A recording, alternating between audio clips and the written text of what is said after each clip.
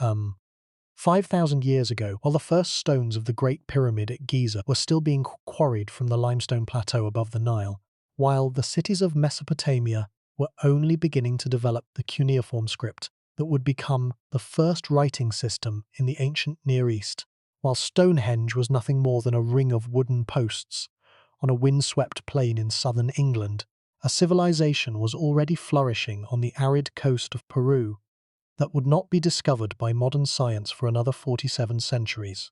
A civilization that built monumental stone pyramids in a desert valley where almost no rain falls.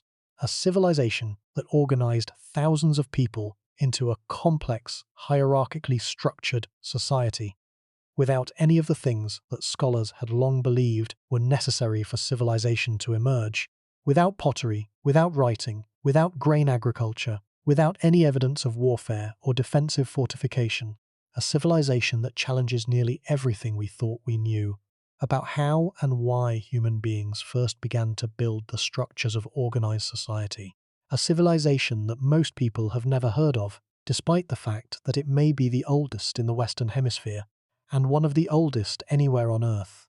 The Norte Chico civilization, also known as Caral Soup, after the two river valleys where its most important sites are located. A society that emerged on the central coast of Peru, in the narrow strip of habitable land between the Pacific Ocean and the western slopes of the Andes, sometime around 3,000 years before the Common Era, according to current archaeological estimates. A society that endured for nearly 2,000 years, building monumental architecture on a scale that would not be seen again in the Americas for more than a millennium. A society that left behind no written records, no pottery vessels, no metal tools, no weapons, and no art of the kind that archaeologists have traditionally used to reconstruct the cultures of the ancient past. A society that communicated, recorded, and organized itself through means that we are only beginning to understand, including a system of knotted strings called quipus that may represent one of the earliest recording devices in human history. A society that was, in every meaningful sense of the word, a civilization, and yet that possesses almost none of the features that the textbooks have taught us to associate with that word. The scale of the discovery is difficult to absorb. When the Peruvian archaeologist Ruth Shady Solis began systematic excavations at the site of Caral in 1996, she uncovered a complex of monumental architecture that included 6 large platform mounds, the largest of which, the Pyramide Mayor, measured roughly 150 meters long, 110 meters wide, and 18 meters high. The complex also included sunken circular plazas, residential areas, and an extensive system of irrigation canals that channeled water from the Supe River to the surrounding agricultural fields. Radiocarbon dating of materials from the site produced dates that stunned the archaeological community.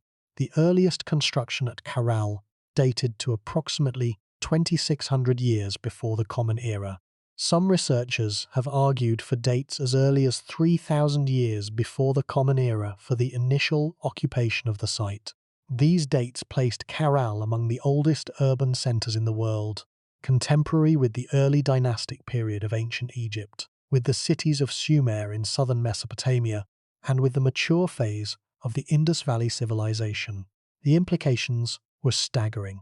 A complex, urbanized, architecturally monumental civilization had existed in the Americas at the same time that the foundational civilizations of the Old World were taking shape, and no one outside of a small circle of Peruvian archaeologists had known about it. By the end of tonight, you're going to understand what the Norte Chico civilization was, how it was discovered, and why its discovery has forced archaeologists to fundamentally reconsider their theories about the origins of complex society. You are going to learn about the extraordinary environment of the Peruvian coastal desert, one of the driest places on Earth, and how the people of Norte Chico adapted to that environment in ways that made civilization possible in a landscape where civilization should have been impossible. You are going to encounter the evidence that has emerged from sites like Caral, Aspero, Banduria, and Huaricanga, evidence of a society that was organized, stratified, and architecturally ambitious on a scale that rivals anything in the contemporary Old World. And you are going to confront a question that goes to the very heart of what we mean by civilization.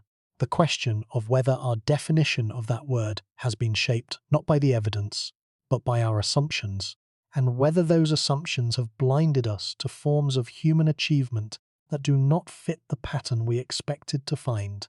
Before we get started, if you find these mysteries as fascinating as we do, take a second to like the video or subscribe. It's a simple action, but it helps this channel reach more curious minds like yours. The story of Norte Chico is not merely an archaeological discovery. It is a challenge to the intellectual framework through which the modern world has understood the origins of civilization itself. For more than a century, scholars have defined civilization according to a checklist of features derived from the study of the ancient Near East. Features that include writing, pottery, metallurgy, grain agriculture, monumental architecture, social stratification, and centralized political authority.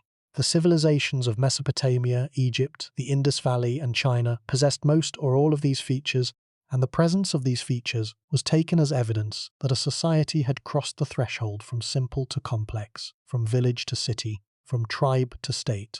The Norte Chico civilization possessed monumental architecture, social stratification, and centralized authority, but it lacked writing, pottery, metallurgy, and grain agriculture. It built pyramids without the wheel. It organized society without the written word. It fed its people not with wheat or rice or maize, but with fish and squash and cotton. It did everything differently, and it did it at the same time, or possibly even earlier, than the civilizations that wrote the rules. The rules, it turns out, may have been wrong. Now, let's begin. To understand the Norte Chico civilization, we must first understand the extraordinary landscape in which it arose, because the story of Norte Chico is, at its most fundamental level, a story about the relationship between human ingenuity and environmental constraint, about how a people faced with one of the most challenging landscapes on Earth found ways not merely to survive but to build a civilization that endured for nearly 2 millennia. The western coast of South America is one of the most unusual environments on the planet. The Andes Mountains, the longest continental mountain range in the world, rise abruptly from the Pacific coast, climbing from sea level to more than 6,000 meters in a horizontal distance of less than 200 kilometers. This extreme topography creates a rain shadow effect of extraordinary intensity. The moisture-laden winds that blow in from the Pacific are forced upward by the mountains, cooling and releasing their moisture on the western slopes, but the coastal strip below receives almost no rainfall. The Atacama Desert, which stretches along the coast of southern Peru and northern Chile, is the driest non-polar desert on Earth, with some weather stations recording no measurable rainfall in recorded history. The central coast of Peru, where the Norte Chico civilization arose, is not quite as extreme as the Atacama, but it is nevertheless one of the driest inhabited regions on the planet, receiving an average of less than 20 millimeters of rainfall per year in some areas. In this landscape, agriculture is impossible without irrigation. Water must be brought to the fields from the rivers that descend from the Andes, cutting narrow valleys through the desert on their way to the sea. These river valleys, ribbons of green amid the brown and grey of the surrounding desert, are the only places where sustained human habitation is possible.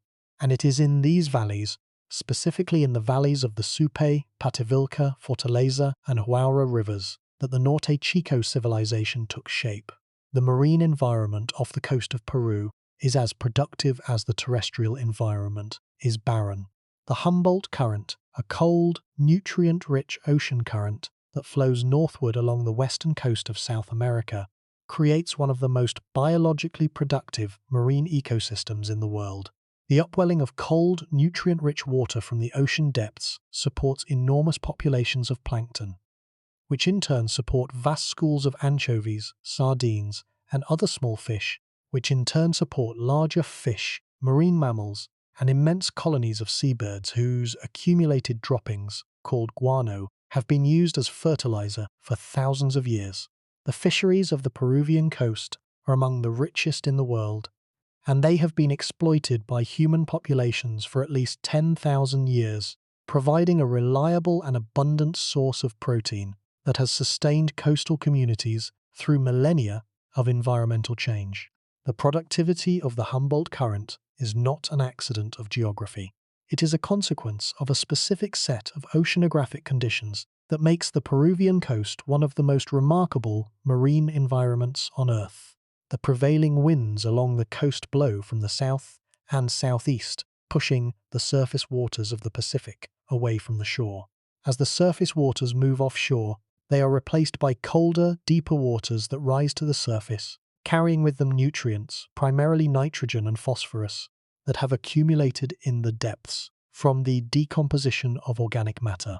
These nutrients fuel the growth of phytoplankton, the microscopic plants that form the base of the marine food chain, and the resulting explosion of biological productivity cascades upward through the food web, supporting fish populations of staggering abundance. The Peruvian anchovy fishery alone has, in modern times, yielded catches of more than 10 million tons in a single year, making it the single largest fishery in the world by volume. In antiquity, when the fishery was exploited only by local populations using simple nets and hooks, the available fish populations would have been even greater, providing a virtually inexhaustible source of protein for the coastal communities that depended on them. The contrast between the barren land and the abundant sea created a unique set of conditions for human civilization. In most of the world's early civilizations, the foundation of the economy was terrestrial agriculture, the cultivation of the soil to produce food for human consumption. In Norte Chico, the foundation was the sea, supplemented by terrestrial agriculture that produced not food but the raw materials, principally cotton, needed to exploit the marine resources. This inversion of the normal relationship between land and sea, between agriculture and fishing, between food production and tool production, was the distinctive feature of the Norte Chico economic system, the innovation that set it apart from every other early civilization, and that made its very existence a challenge to the theories that previous civilizations had inspired. This combination of a hyper-arid terrestrial environment and an extraordinarily productive marine environment created the conditions for a form of civilization that was unique in the ancient world. The people of Norte Chico did not follow the pattern established by the civilizations of the Old World, where the domestication of grain crops, wheat in Mesopotamia and Egypt, rice in China, millet in the Yellow River Valley, provided the agricultural surplus that supported urban populations and the social hierarchies that governed them. The Norte Chico people did practice agriculture, but their crops were not grains. They grew squash, beans, guava, pake, sweet potatoes, and, most importantly, cotton. Cotton was not a food crop. It was an industrial crop, a raw material that was processed into fishing nets and lines that were then traded to the coastal fishing communities in exchange for fish and other marine products. This economic relationship between the agricultural communities of the inland valleys and the fishing communities of the coast was the foundation of the Norte Chico economy, a system of exchange and mutual dependence that sustained a complex society without the grain surpluses that scholars had long believed were essential for the emergence of civilization. The significance of this economic model cannot be overstated. For decades, the prevailing theory of civilizational origins, most closely associated with the Australian archaeologist V. Gordon Childe, held that the development of grain agriculture was the essential precondition for the emergence of complex society. According to this theory, the agricultural revolution, the transition from hunting and gathering to the cultivation of cereal crops, produced the food surpluses that made it possible for some members of society to stop producing food and to specialize in other activities, administration, religion, craft production, warfare, creating the division of labor that is the hallmark of complex, stratified societies. The theory was elegant, persuasive, and consistent with the evidence from the ancient Near East, where the domestication of wheat and barley preceded the emergence of the first cities and the first states. It became so widely accepted that it was virtually unchallenged for half a century, shaping not only scholarly understanding of the past, but popular assumptions about the nature of progress and the prerequisites of civilized life. The theory rested on a series of assumptions that seemed self-evident to scholars trained in the study of the Old World. Grain could be stored. It could be measured. It could be accumulated in centralized granaries and redistributed by centralized authorities. It could be taxed, tithed, and levied, providing the material foundation for the political and religious institutions that governed complex societies. Grain agriculture produced not just food but controllable food, food that could be counted, stored, and allocated in ways that non-agricultural food sources could not match. The capacity to control the food supply, according to this model, was the capacity to control the population, and the capacity to control the population was the capacity to build a state. Without grain, without storable surpluses, without the administrative technologies needed to manage those surpluses, complex society could not emerge. The logic seemed irrefutable.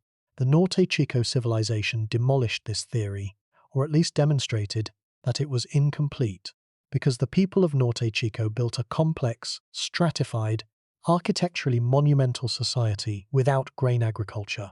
They did it with fish and cotton. They did it with a maritime economy supplemented by small-scale horticulture, a combination that the existing theories had not anticipated and that the existing frameworks could not easily accommodate.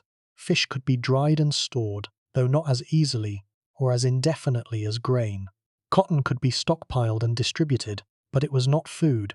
The economic logic of Norte Chico was fundamentally different from the economic logic of the Nile Valley or the Mesopotamian plain, and its success demonstrated that there was more than one path to civilizational complexity, more than one economic foundation on which a complex society could be built. The American archaeologist Michael Moseley first proposed this alternative model of civilizational origins in 1975 in a landmark study titled The Maritime Foundations of Andean Civilization. Moseley argued that the rich marine resources of the Peruvian coast had provided the economic foundation for the earliest complex societies in South America, and that the development of irrigation agriculture in the coastal valleys came later, building on social and political structures that had already been established by maritime-dependent communities. Moseley's hypothesis was controversial when it was first proposed, and it remained controversial for decades, in part because the archaeological evidence available at the time was insufficient to test it conclusively, and in part because it challenged the deeply entrenched assumption derived from the Old World evidence that agriculture was the necessary precondition for civilization. Critics argued that maritime resources alone could not generate the kind of storable, controllable surpluses that were needed to support social hierarchies and monumental construction. Fish, unlike grain, is perishable. It cannot be stored indefinitely without preservation techniques, and it cannot be accumulated and redistributed by a centralized authority in the way that grain can. The critics had a point, but they were thinking in Old World terms, applying a model derived from wheat-based economies to a context in which the economic logic was fundamentally different. The excavations at Corral and at other Norte Chico sites in the 1990s and 2000s provided the evidence that Moseley's hypothesis had been waiting for. The earliest monumental architecture at Corral and at the coastal site of Aspero was associated with an economy based primarily on marine resources and cotton cultivation, not on grain agriculture. The foundations of Andean civilization, it appeared, were indeed maritime, just as Moseley had argued. But the evidence also revealed a nuance that Moseley's original formulation had not fully anticipated. The Norte Chico economy was not purely maritime. It was a hybrid, a system that combined maritime resources with irrigated agriculture in the inland valleys, creating a network of economic interdependence that was more complex and more resilient than either a purely maritime or a purely agricultural economy would have been. The cotton that the inland communities grew was not merely a supplement to the fish that the coastal communities caught. It was an essential input, the raw material from which the fishing nets were made, without which the maritime economy could not function. The relationship between cotton and fish, between agriculture and fishing, between inland and coast, was not one of simple exchange but of mutual dependence, a system in which each component was necessary for the functioning of the whole. the implications of this economic model for our understanding of civilizational origins are far-reaching. If the Norte Chico model is correct, then the emergence of civilization did not require the domestication of cereal crops, the accumulation of grain surpluses, or the development of the administrative technologies, writing, accounting, standardized weights and measures that were needed to manage those surpluses. It required only a reliable source of protein, a means of producing the tools needed to harvest that protein, and a social organization capable of coordinating the production and distribution of both. The Norte Chico model suggests that civilization is not a product of a specific economic technology, but a product of a specific level of economic complexity, a level at which the division of labor, the specialization of production, and the coordination of exchange become sufficient to support a hierarchically organized society capable of sustained collective action. The sites of the Norte Chico civilization are concentrated in a relatively compact area of the central Peruvian coast, clustered in the valleys of 4 rivers that descend from the western slopes of the Andes to the Pacific Ocean.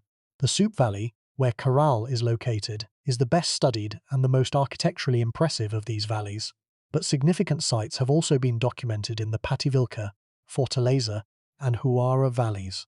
In total, more than 30 major sites dating to the Norte Chico period have been identified, ranging from small settlements with a single platform mound to large, multi-mound complexes like Caral that cover dozens of hectares. The density of monumental architecture in this region is extraordinary.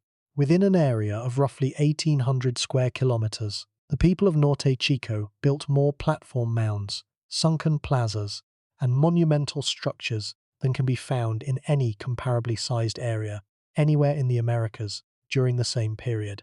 The concentration of building activity suggests a level of social organization, labor mobilization, and political authority that is consistent with what archaeologists would expect from a complex, hierarchically structured society. The site of Aspero, located at the mouth of the Supe River on the Pacific coast, deserves particular attention because it provides crucial evidence for the maritime component of the Norte Chico economy. Aspero was first investigated by archaeologists in the 1940s, and subsequent excavations in the 1970s and again in the 2000s have revealed a complex of platform mounds and associated structures that date to the same period as the inland sites. The faunal remains from Aspero are dominated by marine species, particularly anchoveta and sardines, along with shellfish, sea lions, and other marine organisms. Cotton seeds and fibers are also abundant, confirming the exchange relationship between the coastal fishing communities and the inland agricultural communities. The architecture at Aspero is smaller in scale than at Caral, but it is clearly monumental, with platform mounds that required the organized labor of dozens or possibly hundreds of workers to construct. The presence of monumental architecture at a coastal site confirms that the social complexity of the Norte Chico region was not limited to the inland valleys, but extended to the coast, encompassing both halves of the maritime agricultural economic system. The site of Banduria, located on the coast south of the Supi Valley, provides additional evidence of early coastal complexity. Excavations at Banduria have revealed a settlement with evidence of both residential and ceremonial architecture, along with abundant marine faunal remains and cotton fibers. The dates from Banduria are among the earliest in the Norte Chico sequence, suggesting that the coastal communities may have been among the first to develop the social complexity that eventually spread to the inland valleys. If this interpretation is correct, it supports Moseley's hypothesis that the maritime economy was the foundation on which the later, more elaborate inland complexes were built. Further inland, the sites of Harikanga and Cabalet in the Fortaleza Valley provide evidence that monumental architecture was not confined to the Supe Valley, but was a regional phenomenon, extending across multiple river valleys. Harikanga contains a large platform mound and associated structures dating to the Norte Chico period, while Cabalet features a distinctive arrangement of platform mounds around a central open area that is similar to the layout of Caral. The consistency of architectural forms across these sites separated by dozens of kilometers and located in different river valleys, suggests a shared cultural tradition and possibly a shared political or religious framework that united the communities of the Norte Chico region into a larger social entity. The sheer number of sites is itself an argument for the significance of the Norte Chico phenomenon. When the American archaeologists Jonathan Haas and Winifred Creamer completed their survey of the Pativilca and Fortaleza valleys in the early 2000s, they identified more than 20 additional major sites with monumental architecture dating to the Norte Chico period, bringing the total number of known Norte Chico sites to more than 30. The distribution of these sites, stretching across 4 river valleys and encompassing both coastal and inland locations, suggested a regional phenomenon of considerable extent, a network of interconnected communities that shared a common architectural tradition, a common economic system, and, presumably, a common cultural and religious identity.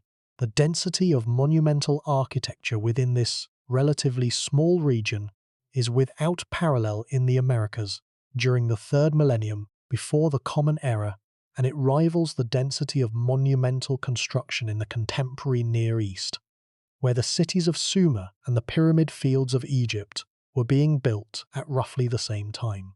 To fully appreciate the scale of what the Norte Chico people achieved, consider the logistical challenges they faced. They had no wheeled vehicles, they had no draft animals, they had no metal tools. Every stone in every platform mound was quarried, transported, and placed by human muscle power alone.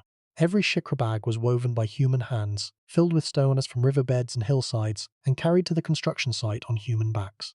Every irrigation canal was dug with wooden and stone tools, by workers who moved earth one basket load at a time. The engineering knowledge required to design and build structures that have endured for 5,000 years, to calculate load-bearing capacities and structural angles without mathematical notation, to plan construction sequences that allowed for the progressive enlargement of structures over centuries without compromising their stability. All of this was accomplished without any of the tools and technologies that we associate with advanced construction in the modern world and in the ancient Near East. The achievement was not merely architectural, it was organizational and intellectual, a triumph of human coordination and human ingenuity in the face of constraints that would have defeated most societies. Caral itself is the largest and most impressive of the Norte Chico sites. The site covers an area of approximately 66 hectares and contains 6 large platform mounds arranged around a central open area, along with numerous smaller mounds, residential structures, and at least 2 sunken circular plazas. The Pyramid Mayor, the largest structure at the site, is one of the largest ancient structures in the Americas dating to this period. It was built in successive stages over a period of several centuries, with each new construction phase adding to the height and volume of the structure. The construction technique involved filling large woven bags, called shikra bags, with stones and rubble and stacking them to form the core of the mound, then covering the exterior with a layer of stone and plaster. The shikra bag construction technique is distinctive and has been found at Norte Chico sites throughout the region, suggesting a shared architectural tradition and, possibly, a shared labor organization system. The shikra bags themselves deserve attention as artifacts of both technological and social significance. Each bag was woven from plant fibers, filled with a measured quantity of stones and rubble, and carried to the construction site by an individual worker or a small team. The bags served as standardized units of construction, modular building blocks that could be produced in large quantities and stacked in regular courses to form the core of a platform mound. The use of standardized bags suggests a degree of planning and coordination that goes beyond simple manual labor. Someone had to determine the size and shape of the bags. Someone had to organize the collection and transport of the fill material. Someone had to direct the placement of the bags within the growing mound to ensure structural stability and conformity with the intended design.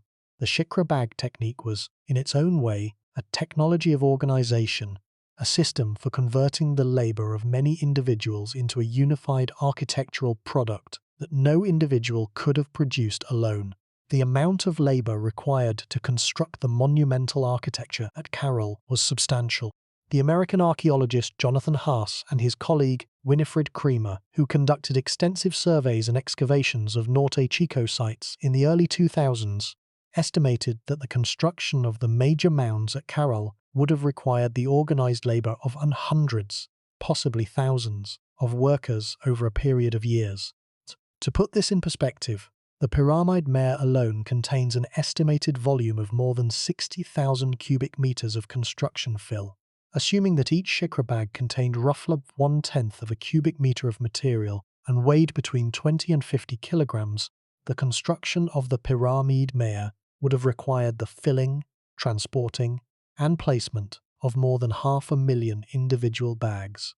The logistics of this undertaking, the coordination of raw material supply, labor allocation, transportation, and construction sequencing imply a level of organizational sophistication that is comparable to the organizational demands of monumental construction projects in the contemporary Old World day. This level of labor mobilization implies the existence of a centralized authority capable of commanding the efforts of a large workforce, feeding them, housing them, and directing their activities toward a common goal. It implies, in other words, the existence of a social hierarchy, with leaders at the top who could organize and direct collective action and followers at the bottom who provided the labor. The nature of this authority, whether it was political, religious, or some combination of both, is one of the central questions of Norte Chico studies, and it is a question that the available evidence cannot yet answer definitively. The residential areas at Caral provide tantalizing clues about the social structure of the community that built and maintained the monumental architecture. Excavations have revealed differences in the size, location, and quality of residential structures that suggest a stratified society in which some individuals or families occupied larger, better built, and more favorably located residences than others.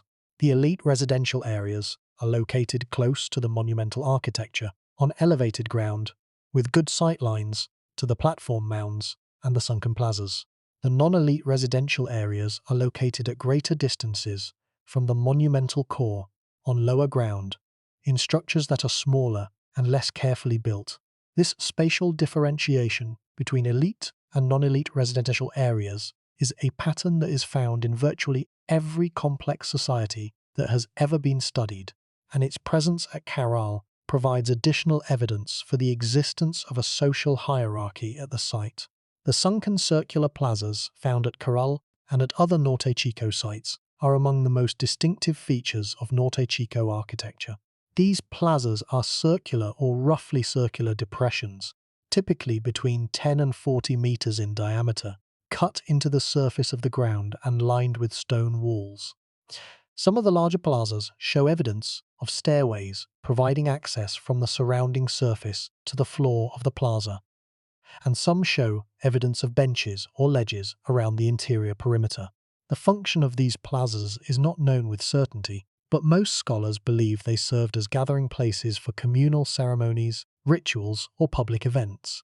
The design of the plazas, with their restricted access points and their inward-facing orientation, suggests events that were inclusive within the space but exclusive of those outside it, gatherings of a defined community for purposes that were important enough to justify the construction of a permanent monumental venue.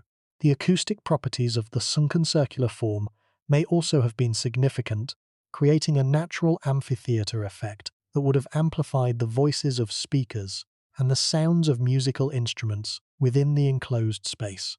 The radiocarbon dates from Caral and from other Norte Chico sites have been the subject of intense scholarly scrutiny, because the implications of those dates are so far-reaching. The earliest dates from Caral cluster around 2600 to 2700 years before the Common Era, with some outlying dates pushing as early as 3000 years before the Common Era. These dates are based on radiocarbon analysis of organic materials, primarily plant fibers and charcoal, recovered from construction fills, hearths, and other sealed contexts within the monumental architecture. The dating has been confirmed by multiple independent laboratories, and the results are consistent across different sites within the Norte Chico region. The dates place the emergence of monumental architecture in Norte Chico at roughly the same time as the construction of the earliest pyramids in Egypt and the earliest temples in Mesopotamia. The implications are clear.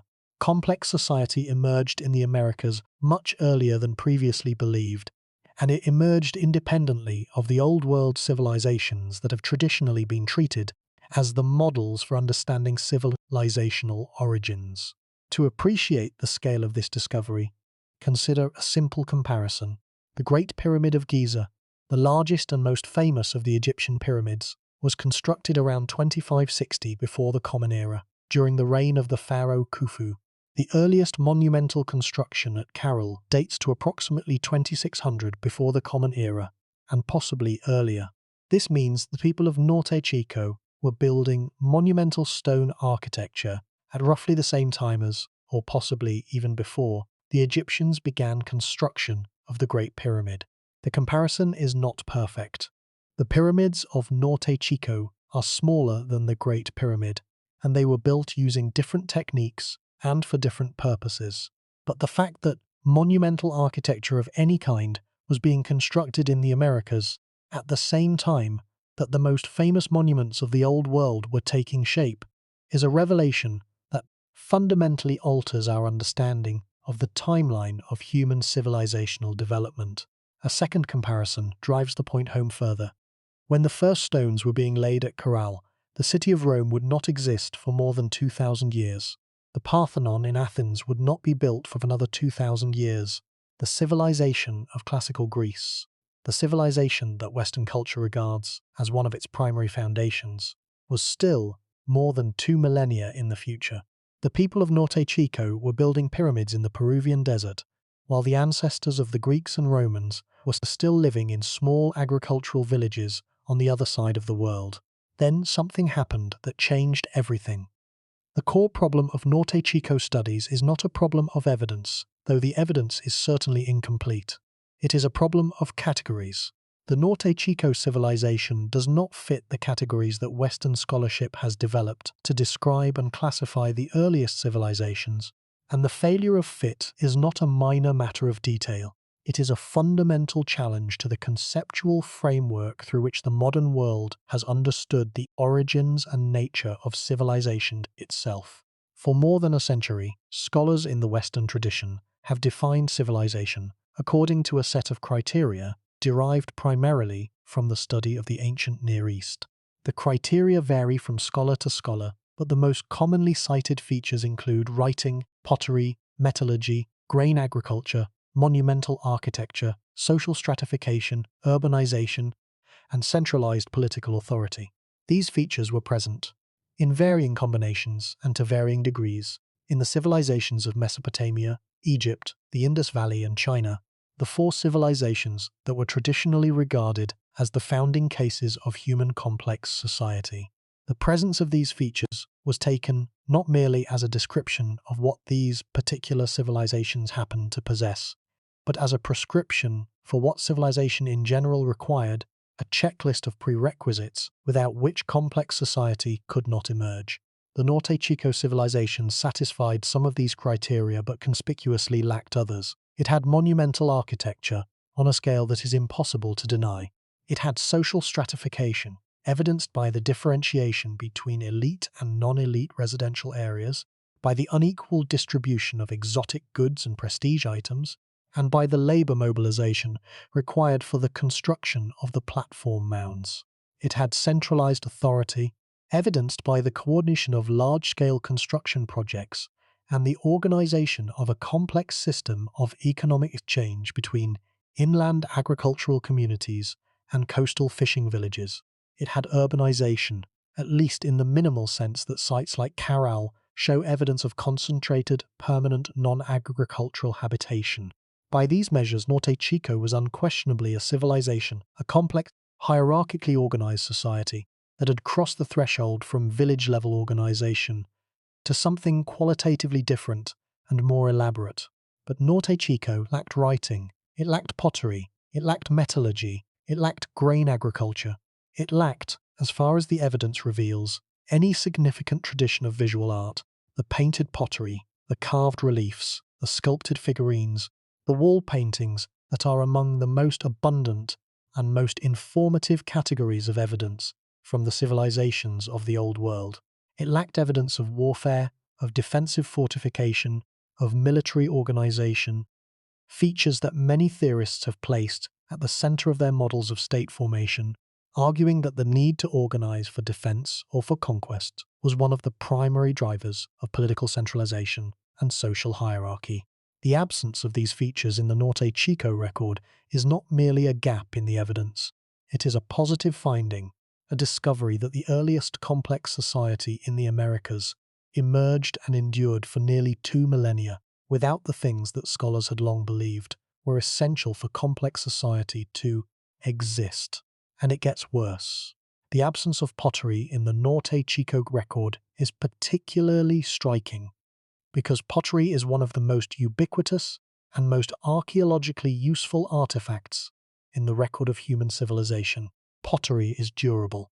It survives in the archaeological record for thousands of years, accumulating in thick deposits at habitation sites and providing archaeologists with a rich source of information about chronology, trade patterns, technological development, and cultural change.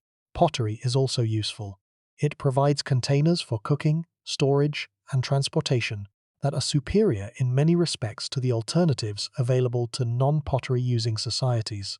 The fact that the people of Norte Chico did not use pottery, despite having access to suitable clays, and despite being contemporaneous with pottery-using societies in other parts of the Americas, suggests a deliberate choice, a cultural preference for alternative technologies, gourds, woven baskets, stone bowls, rather than a failure to discover a technique that was available to others.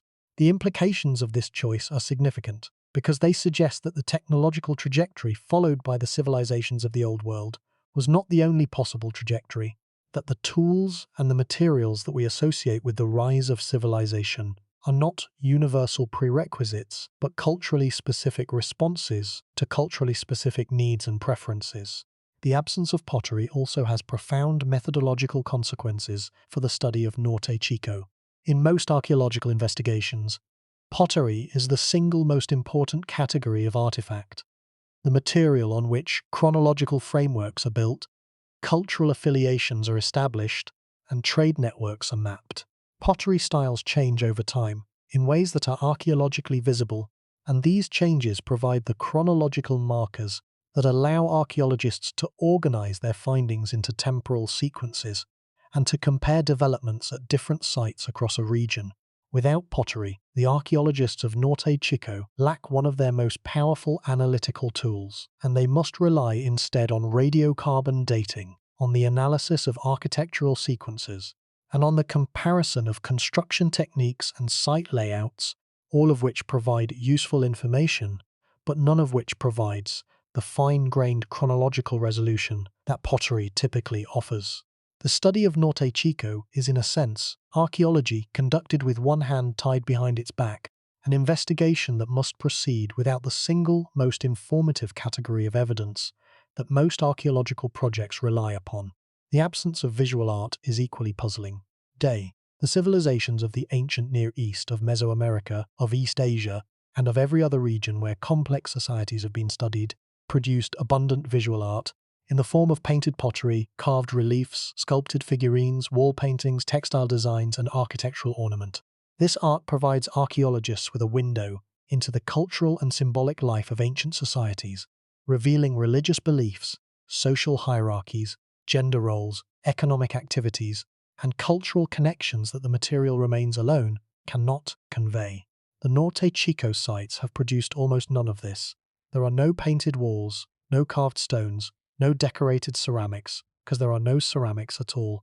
There are a few crude clay figurines and some engraved gourds, but the overall impression is of a society that invested its creative energies in architecture and in social organization, rather than in the production of portable visual art. This absence is not easy to explain, and it has led some scholars to question whether the Norte Chico communities were culturally as complex as their monumental architecture would suggest, or whether their complexity was expressed in domains, music, ritual, oral tradition, textile art, that leave little archaeological trace. The absence of writing is even more significant, because writing has traditionally been regarded not merely as a characteristic of civilization, but as a defining feature, the line that separates history from prehistory, the technology that makes cumulative knowledge, complex administration, and large-scale political organization possible. The civilizations of Mesopotamia, Egypt, China, and Mesoamerica all developed writing systems, and the presence of writing in these societies has been taken as evidence that writing is either a cause or an inevitable consequence of civilizational complexity. The Norte Chico civilization challenges this assumption because it demonstrates that a complex, hierarchically organized, architecturally monumental society can exist and endure for nearly 2,000 years without writing in any conventional sense. But here is the problem. Norte Chico may not have lacked recording systems entirely. The archaeological record of the Norte Chico period has produced fragments of what appear to be quipus, the knotted string devices that the Inca Empire would later use for record-keeping, accounting, and possibly narrative communication. If the Norte Chico quipu fragments are indeed precursors of the Inca quipu, then the people of Norte Chico may have had a recording system that functioned analogously to writing, encoding information in a medium that is archaeologically less visible and less durable than clay tablets or inscribed stone, but that served the same basic functions of recording, storing, and transmitting information across time and space. The quipu hypothesis is intriguing but unproven, and the interpretation of the Norte Chico string fragments remains the subject of scholarly debate. What is clear is that the people of Norte Chico found ways to organize and administer a complex society without the kinds of written records that scholars have traditionally relied upon, and that the absence of conventional writing in the Norte Chico record says more about our categories than it does about their capabilities. The quipu question opens a deeper philosophical issue about the nature of information technology and the assumptions we bring to its study. In the Western intellectual tradition, writing, the encoding of language in visible marks on a durable surface, has been regarded as the supreme information technology, the invention that distinguishes civilized societies from their predecessors, and that makes possible the cumulative accumulation of knowledge across generations. This assumption is so deeply embedded in Western thought that it has become invisible, treated not as an assumption, but as a self-evident truth. The Norte Chico evidence challenges this assumption by demonstrating that at least one complex society managed its affairs without writing, using alternative methods of information storage and transmission that are archaeologically less visible, but that may have been functionally equivalent. The quipu, whether or not the Norte Chico fragments represent an early version of it, is a recording technology that uses a fundamentally different material, a different organizational logic, and a different relationship between the recorder and the recorded than any writing system. A quipu is three-dimensional. It can be touched and manipulated. Its information is stored in the physical properties of the strings themselves, their color, their thickness, the type and placement of their knots, the arrangement of subsidiary strings along the main chord. A quipu is a different kind of object from a clay tablet or a papyrus scroll, and the information it encodes is accessed and processed through different cognitive procedures.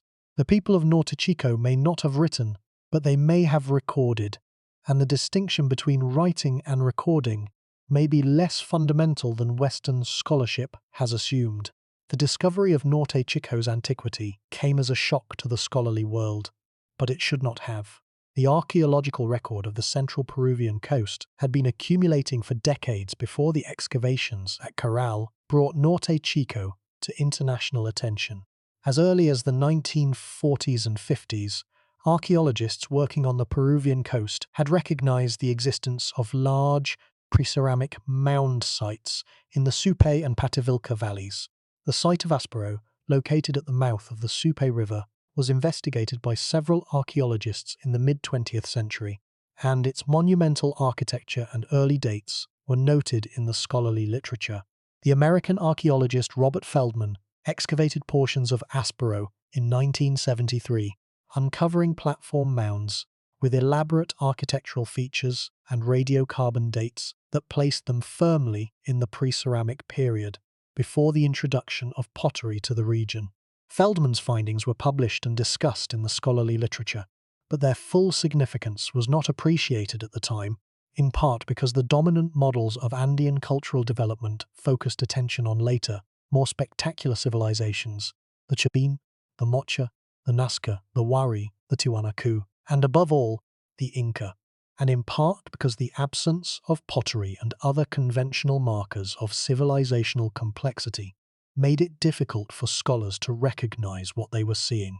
The Norte Chico sites did not look like the sites of recognized civilizations.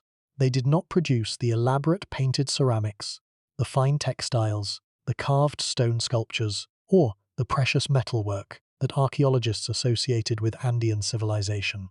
They produced platform mounds, sunken plazas, irrigation canals, shikra bags, and cotton fishing nets, a material assemblage that was impressive in its scale but modest in its aesthetic appeal, and that did not fit comfortably into the existing categories of Andean cultural chronology.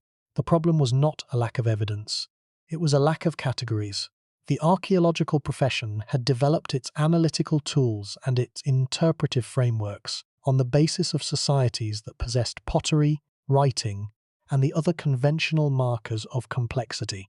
When confronted with a society that lacked all of these markers, but that nonetheless displayed unmistakable evidence of complex organization and monumental construction, the profession did not know what to do with it. The Norte Chico sites fell between the categories. They were too complex to be classified as simple villages, but too lacking in conventional markers to be classified as civilizations.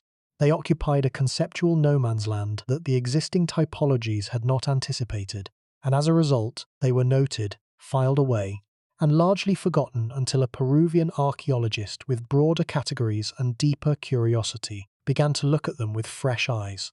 Ruth Shady Solis changed everything.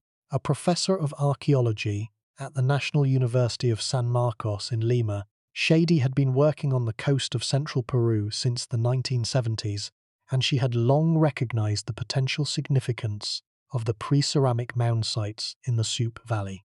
In 1996, she began systematic excavations at Caral, a site that had been known to local residents for generations, but that had never been the subject of sustained archaeological investigation. The local people called the mounds terros, hills, and had walked past them and farmed around them for centuries without recognizing them as human constructions. The mounds were covered with accumulated dust and debris, their outlines softened by erosion and overgrowth, and they blended so seamlessly into the surrounding landscape that they appeared to be natural features of the terrain. Shady saw through the camouflage. She recognized the geometric regularity of the mound shapes, the alignment of structures around central open spaces, and the telltale patterns of construction fill visible in eroded sections. She began to dig, and what she found beneath the surface transformed the study of Andean prehistory. The excavations quickly revealed the true scale and antiquity of the site, and the radiocarbon dates, when they came back from the laboratories, confirmed what Shady had suspected. Caral was old. It was very old. It was old enough to be contemporary with the great civilizations of the Old World, and it was complex enough to qualify as a civilization by any reasonable definition of the term.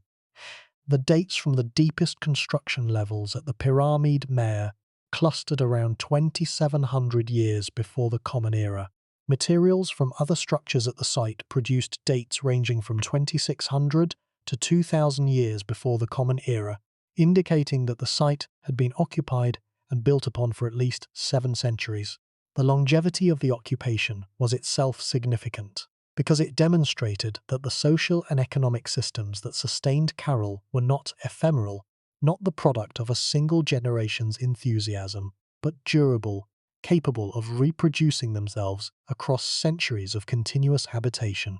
Shady's work at Caral was conducted under conditions that were far from ideal. Funding was scarce, equipment was limited.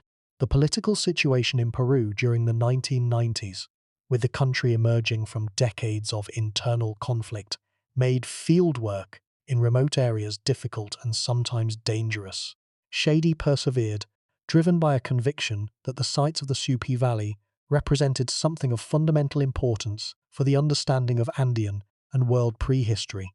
Her persistence was rewarded not only by the archaeological discoveries themselves, but by the international recognition that followed. In 2009, the sacred city of Caral was designated a UNESCO World Heritage Site, a recognition that placed it alongside the pyramids of Egypt, the ruins of Machu Picchu, and the monuments of ancient Rome as one of the most important archaeological sites in the world. The designation was a vindication of Shady's decades of work and a formal acknowledgement by the international community that the Norte Chico civilization was a genuine and globally significant achievement. The publication of Shady's findings and the subsequent confirmation of her dates by the American archaeologists Jonathan Haas and Winifred Creamer, who conducted independent surveys and excavations throughout the Norte Chico region in the early 2000s, produced a seismic shift in the study of Andean prehistory. Haas and Creamer documented more than 20 major sites in the Pativilca and Fortaleza valleys, demonstrating that the monumental architecture of the Norte Chico period was not confined to Caral or even to the Supi Valley, but was a regional phenomenon of considerable extent and density.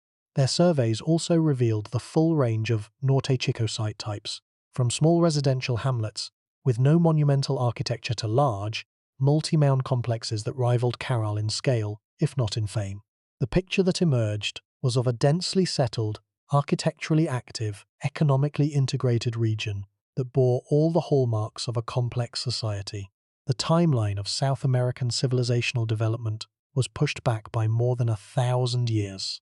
The geographic center of early Andean complexity was shifted from the highlands, where the Chavin culture had previously been regarded as the earliest complex society in the region, to the coast, where the Norte Chico sites demonstrated that monumental architecture and social complexity had appeared much earlier than the Hullan sequences suggested, and the theoretical framework through which scholars understood the origins of civilization was challenged at its foundations, because Norte Chico demonstrated that the prerequisites that the Old World models had identified, writing, pottery, grain agriculture, warfare, were not prerequisites at all. They were features of particular civilizations, not universal requirements for civilization as such. The debate that followed was intense, productive, and, in some respects, unresolved. Some scholars accepted the Norte Chico evidence as proof that the existing models of civilizational origins were too narrow, too dependent on the Old World data, and too prescriptive in their definitions. Others pushed back, arguing that the Norte Chico sites, however impressive, did not constitute a civilization in the full sense of the word, that the absence of writing, pottery, and other conventional markers indicated a level of complexity that fell short of the civilizational threshold. The debate turned, in large part, on the definition of the word civilization itself, and on the question of whether that definition should be based on a checklist of features or on a more flexible assessment of organizational complexity, labor mobilization, and the capacity for sustained collective action. The Norte Chico evidence suggested that the flexible definition was more accurate, but the checklist definition had deep roots in the scholarly tradition, and it was not easily abandoned.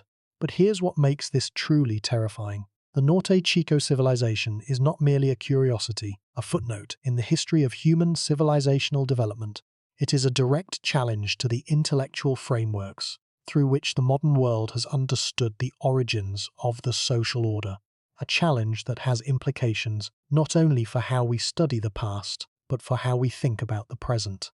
If civilization can emerge without writing, without pottery, without grain, without warfare, without any of the features that Western scholarship has treated as essential, then what does the word civilization actually mean?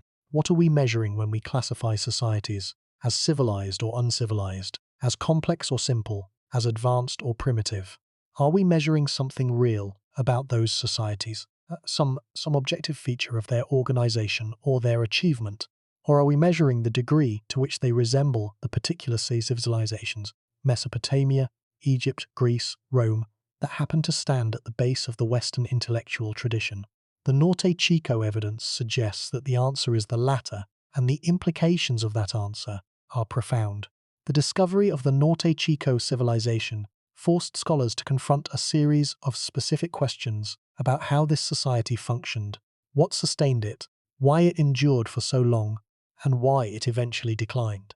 Each of these questions has been approached from multiple angles, and each approach has produced insights that illuminate the Norte Chico mystery, while simultaneously revealing the limits of what can be known about a society that left behind no written records and no pottery, and very little in the way of the portable artifacts that archaeologists normally depend upon to reconstruct the lives of ancient peoples.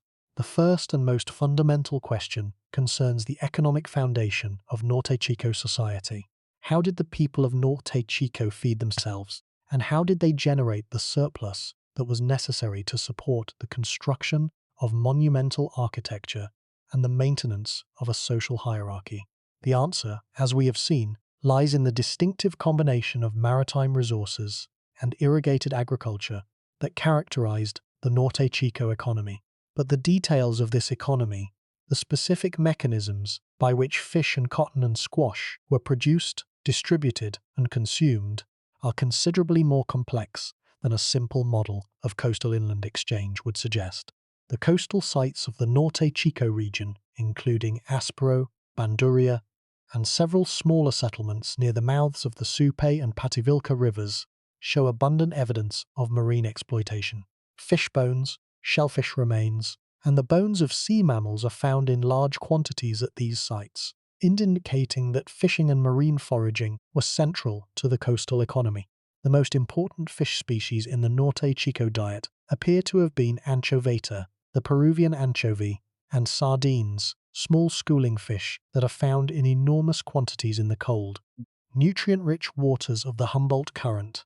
These fish could be caught in large numbers using nets, and the nets, made from cotton fibers grown in the inland valleys, were the critical technology that linked the coastal and inland economies. The inland communities grew cotton, processed it into fiber, and traded the fiber or the finished nets to the coastal communities in exchange for dried fish, which provided the protein that the largely vegetable diet of the inland communities lacked. This exchange relationship was not merely economic. It was structural, a system of mutual dependence that tied the coastal and inland communities together into a larger social and political whole. The math is striking when we examine the productivity of this system. The Peruvian anchovy fishery is one of the most productive fisheries in the world. According to modern estimates, the cold waters of the Humboldt Currents support anchovy populations of more than 10 million tons, a biomass so vast that the annual anchovy catch off the coast of Peru has at times exceeded that of any other single fishery on Earth.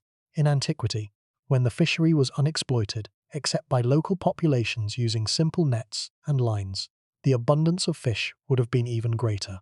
A single day's fishing by a small crew using cotton nets could have produced enough protein to feed a family for weeks, and the surplus could be dried and stored for later consumption or trade.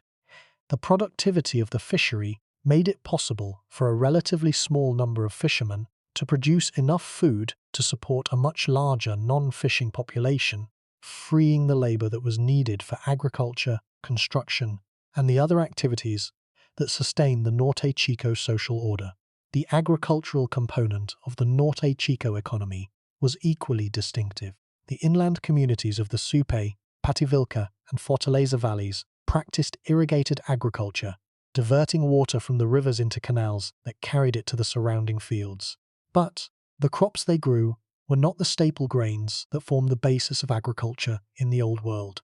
They grew cotton, primarily, along with squash, beans, guava, sweet potato, pake, and a few other fruits and vegetables. Cotton was the most economically important of these crops, because it was the raw material from which fishing nets were made, and fishing nets were the technology that made the marine economy possible. The cultivation of cotton was therefore not merely an agricultural activity, it was an industrial activity, the production of a raw material that was essential to the functioning of the entire economic system. The people of Norte Chico were, in a sense, running a vertically integrated economy, growing the raw material, manufacturing the tool, and using the tool to harvest the food in a chain of production that linked agriculture, craft production, and resource extraction in a single interlocking system. This economic model had important implications for social organization. The coordination of cotton production in the inland valleys, net manufacture, fish harvesting on the coast, and the exchange of goods between the two zones required a level of organizational sophistication that goes beyond what simple, egalitarian communities typically achieve. Someone had to organize the planting and harvesting of the cotton. Someone had to coordinate the manufacture of the nets. Someone had to manage the exchange relationship between the coastal and inland communities, ensuring that the fish flowed inland and the cotton flowed seaward in the quantities and at the times that were needed to keep the system functioning smoothly. This coordination function implies the existence of leadership, of individuals or groups who possessed the authority to direct the activities of others and who were recognized by the community as legitimate holders of that authority. The monumental architecture of the Norte Chico sites, which required the organized labor of hundreds or thousands of workers, is the most visible evidence of this authority, a physical manifestation of the organizational capacity that the Norte Chico economic system required and produced. The question of how this authority was acquired, maintained, and transmitted is one of the most fascinating and most difficult questions in Norte Chico studies. In many ancient societies, political authority was based on the control of military force, the capacity to compel obedience through the threat or the use of violence. In others, authority was based on the control of economic resources, the ability to distribute food, tools, prestige goods, and other necessities in ways that created bonds of obligation and dependence. In still others, authority was based on religious prestige, the claim to special access to the gods, to sacred knowledge, or to supernatural power. The Norte Chico evidence is most consistent with the third of these models, the religious authority model, because the absence of evidence for warfare and for centralized economic storage suggests that Norte Chico leaders did not rely on military force or on the control of food surpluses to maintain their positions. Instead, they may have derived their authority from their roles as organizers and performers of communal rituals, from their custody of sacred knowledge, and from their capacity to mobilize labor for the construction of the monumental architecture that served as the physical setting for those rituals. This interpretation is strengthened by the nature of the monumental architecture itself. The platform mounds and sunken plazas of the Norte Chico sites do not appear to have served utilitarian functions. They were not granaries for the storage of food surpluses. They were not palaces for the residence of ruling families. They were not fortifications for the defense of the community against external threats. They were, to all appearances, ceremonial spaces, places designed for the performance of rituals and the gathering of communities, places whose primary function was symbolic and social, rather than economic or military. The investment of enormous amounts of labor in the construction of spaces that served primarily ceremonial purposes suggests a society in which the symbolic and the spiritual dimensions of life were at least as important as the economic and the political, and in which the authority of leaders was grounded in their capacity to manage the community's relationship with the sacred, rather than in their capacity to manage its relationship with its enemies or its food supply. The absence of evidence for warfare at Norte Chico sites is one of the most discussed and most debated aspects of the Norte Chico record. No weapons have been found at Norte Chico sites. No defensive walls or fortifications have been identified. No skeletal remains showing evidence of violent trauma have been recovered. No artistic depictions of warfare or martial activity have been found. The absence of all of these categories of evidence, taken together, constitutes a strong argument that organized violence was not a significant feature of Norte Chico society. But the argument from absence is always precarious in archaeology, because the absence of evidence is not the same as evidence of absence. It is possible that warfare occurred, but left no traces that have been preserved or recognized. It is possible that weapons were made of perishable materials that did not survive in the archaeological record. It is possible that defensive structures existed at sites that have not yet been excavated. these possibilities cannot be ruled out, and some scholars have urged caution in interpreting the absence of evidence for warfare as evidence for the absence of warfare. But the weight of the evidence, as it currently stands, supports the interpretation that Norte Chico was an unusually, perhaps uniquely, peaceful, complex society. The second major question concerns the nature of Norte Chico's social organization. Was Norte Chico a single unified polity, a state in the political sense, with a centralized government, a defined territory, and a hierarchical administrative structure? Or was it a collection of independent communities, linked by shared culture and economic interdependence, but governed separately, each with its own leaders and its own political institutions? The evidence is ambiguous, and scholars have argued both sides. The case for a unified polity rests primarily on the consistency of architectural style and construction technique across the Norte Chico region.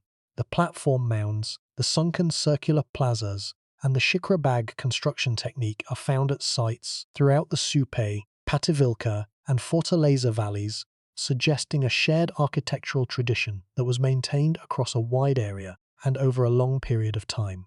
The economic integration of the coastal and inland communities also suggests a level of coordination that might imply centralized political authority. And the sheer scale of the monumental architecture at Caral, which dwarfs that of any other Norte Chico site, suggests that Caral may have been the capital of a regional polity, the seat of a paramount authority that exercised political control over the surrounding communities. The presence of a possible road network connecting Caral to other sites in the Supe Valley, identified through aerial photography and ground survey, adds another piece of evidence to the case for centralized organization, suggesting a communications infrastructure that linked the communities of the valley into a unified administrative system. The case against a unified polity rests on the absence of evidence for the kinds of institutions that typically accompany centralized political authority: a standing military, a bureaucratic administration, a system of taxation or tribute, a legal code, or any of the other mechanisms by which states exercise control over their populations and their territories. The absence of evidence for warfare is particularly significant because the development of warfare and the need to organize for defense or aggression have been identified by many theorists as primary drivers of state formation. If the Norte Chico communities were not engaged in warfare, as the archaeological evidence suggests, then one of the most important incentives for political centralization was absent, and the case for interpreting Techicto as a unified state is correspondingly weakened. The debate about political organization at Norte Chico illuminates a broader issue in the study of ancient complex societies, the issue of what kinds of political authority are possible in the absence of the coercive institutions that modern states take for granted.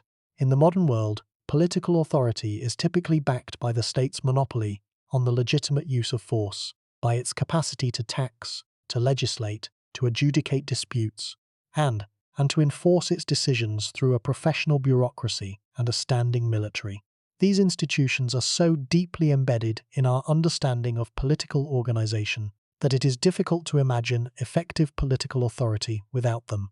The Norte Chico evidence forces us to try, because it presents us with a society that organized thousands of people for sustained collective action over a period of centuries without any of these institutions, or at least without any that left traces in the archaeological record.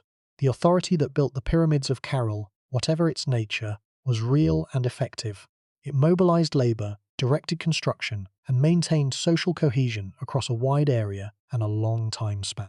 But it did so without armies, without bureaucrats, without written laws, and without the centralized control of food surpluses. It was a different kind of authority, operating through different mechanisms, achieving different but comparable results. Understanding what those mechanisms were is one of the great challenges of Norte Chico studies, and one of the great opportunities for advancing our understanding of the range of political possibility available to human societies. The most widely accepted interpretation among current scholars is a middle position, viewing Norte Chico not as a single centralized state, but as a network of related communities organized around shared religious and ceremonial practices, with Caral as a particularly large and influential center, but not necessarily as a political capital in the modern sense. In this interpretation, the monumental architecture of the Norte Chico sites served primarily a ceremonial and religious function, providing venues for communal rituals, festivals, and gatherings that reinforced the social bonds and the shared identity of the participating communities. The authority of the leaders who organized these events was based not on military power or bureaucratic control, but on religious prestige and on the capacity to mobilize labor for construction projects that served the community's spiritual and social needs. This interpretation draws support from several lines of evidence. The discovery of musical instruments at Cal, including a set of 32 flutes carved from the bones of condors and pelicans, suggests that music and performance played an important role in the ceremonial life of the community. The flutes were found in a cache associated with the Pyramide del Anfiteatro, one of the major mounds at Caral, in a context that suggests ritual use rather than casual entertainment. The quality of the instruments, their association with monumental architecture, and their deposition in a ceremonial context all point to a society in which the performance of sacred music was an important communal activity, possibly one of the mechanisms by which social cohesion was maintained and political authority was legitimated. The discovery of figurines at Norte Chico sites adds another dimension to our understanding of Norte Chico religious practice. Unfired clay figurines, small and crudely formed, have been found at several sites in the Sup and Patavilca valleys. Some of these figurines appear to represent human beings, with features that suggest gender differentiation and possibly social rank. Their function is unknown, but their presence at sites with monumental architecture suggests a role in ritual practice, perhaps as offerings, as instruments of sympathetic magic, or as representations of deities or ancestors. The figurines are among the very few portable artifacts that the Norte Chico sites have produced, and their interpretation has been the subject of considerable scholarly debate. Evidence of trade and long-distance connections has also been recovered from Norte Chico sites, demonstrating that the communities of the region were not isolated, but were connected to a wider network of exchange and interaction. Spondylus shells, a marine bivalve found only in the warm waters of the equatorial Pacific, far to the north of the Norte Chico region, have been recovered from several Norte Chico sites. Spondylus was one of the most valued prestige goods in the ancient Andes, and its presence at Norte Chico sites indicates that the communities of the region were participants in a long-distance exchange network that extended hundreds of kilometers along the Pacific coast. The importance of spondylus in later Andean cultures, where it was associated with water, fertility, and the gods, suggests that the shell may have had similar symbolic significance in the Norte Chico context, connecting the communities of the region to the larger Andean world of ritual and belief. The spondylus connection raises a broader question about the place of Norte Chico in the development of Andean civilization as a whole. If the people of Norte Chico were already participating in the spondylus exchange network 5,000 years ago, then the roots of the Andean prestige goods economy, the system of long-distance trade in symbolically charged objects that characterized Andean civilizations for thousands of years, extend back much further than previously believed. The spondylus trade was one of the defining features of the later Andean civilizations, connecting communities across vast distances and providing the material medium through which religious ideas, political alliances, and cultural values were transmitted across the Andean world. If this system was already in operation during the Norte Chico period, then Norte Chico was not merely a local phenomenon, an isolated experiment in social complexity on the coast of central Peru. It was the first known participant in a pan-Andean system of exchange and interaction that would endure, in various forms, for millennia. The continuity between Norte Chico and later Andean civilizations extends beyond architecture and trade goods. The concept of reciprocal labor, the practice of organizing communal work parties in which members of a community contribute their labor to collective projects in exchange for food, drink, and social prestige was one of the defining features of Andean social organization, documented by the Spanish chroniclers of the 16th century and still practiced in some Andean communities today.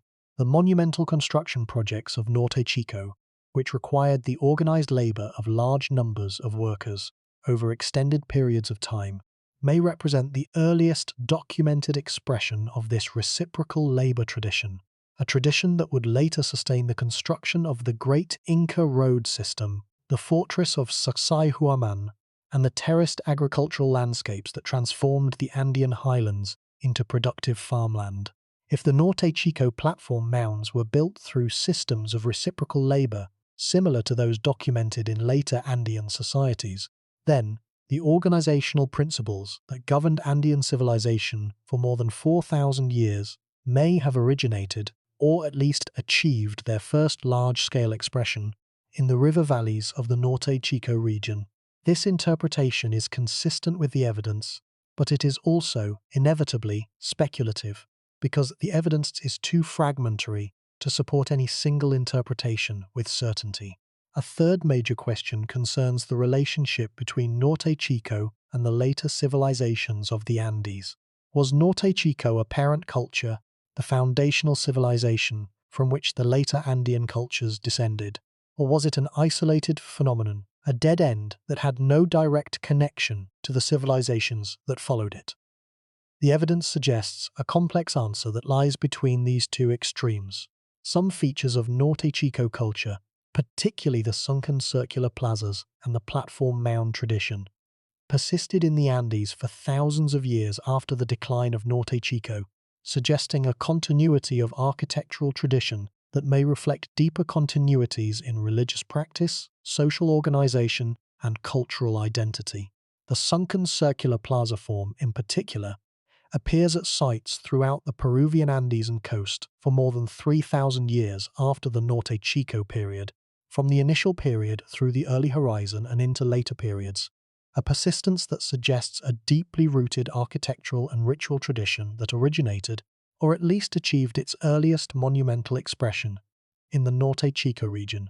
The quipu, if the Norte Chico string fragments are indeed proto-quipus, represents another potential line of continuity linking Norte Chico to the later Andean civilizations that used knotted strings for record-keeping, most notably the Inca Empire.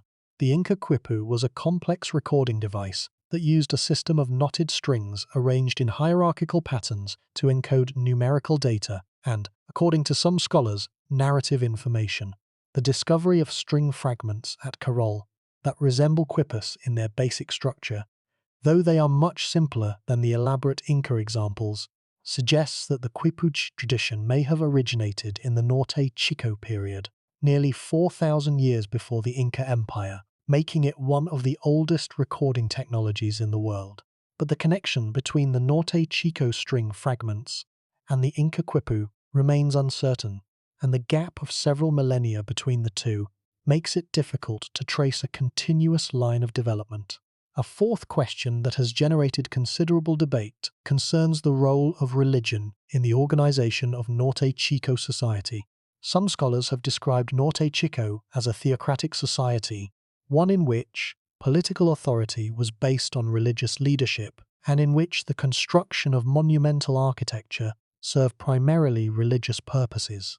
This interpretation draws on comparisons with later Andean societies, in which religion and politics were deeply intertwined, and in which the construction of temples and ceremonial platforms was a central function of political leadership.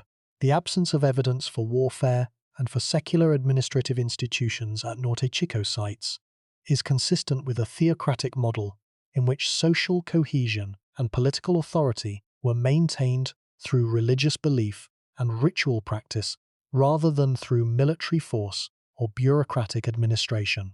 But the theocratic interpretation is speculative, and it has been criticized by some scholars who argue that it projects the organizational patterns of later Andean societies backward onto a much earlier and very different cultural context.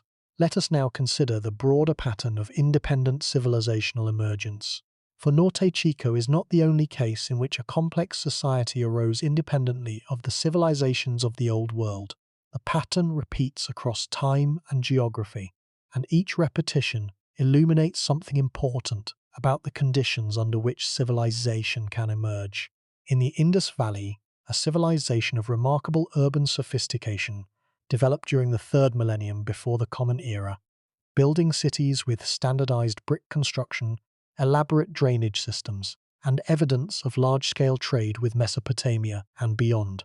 The Indus Valley civilization arose independently of its Mesopotamian contemporary, developing its own distinctive urban form, its own writing system, and its own economic and social structures. Like Norte Chico, the Indus Valley civilizations challenges the universality of the Old World model. Because its writing system remains undeciphered, its political organization is poorly understood, and its material culture suggests a society that was organized along lines that do not conform neatly to the Mesopotamian or Egyptian template. At Göbekli Tepe in southeastern Turkey, monumental stone structures dating to approximately 9,500 years before the Common Era demonstrate that large-scale, organized construction projects were possible at a time that precedes the agricultural revolution by centuries or even millennia. The massive T-shaped pillars of Göbekli Tepe, some weighing more than 10 tons, were erected by people who, according to the rest of the archaeological record, lived as mobile hunters and gatherers, without permanent settlements or agriculture. Like Norte Chico, Göbekli Tepe challenges the assumption that agriculture is a prerequisite for monumental architecture and complex social organization. The people who built Göbekli Tepe, like the people who built Karol, found ways to organize collective labor on a monumental scale without the economic surpluses that grain agriculture was supposed to make necessary. The comparison between the two sites is illuminating, precisely because they are so different in their specific details. Göbekli Tepe was built by hunters and gatherers in the forests and grasslands of the ancient Near East. Karol was built by fishermen and farmers in the deserts of coastal Peru.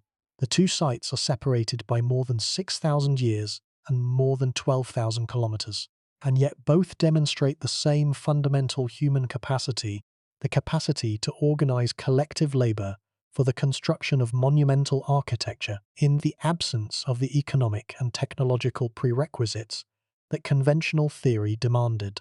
The Olmec civilization of Mesoamerica, which emerged in the tropical lowlands of southeastern Mexico around 1400 years before the Common Era, provides another case of independent civilizational emergence in the Americas. The Olmec are often described as the mother culture of Mesoamerica, the society from which the later civilizations of the Maya, the Zapotec, and the Aztec ultimately descended.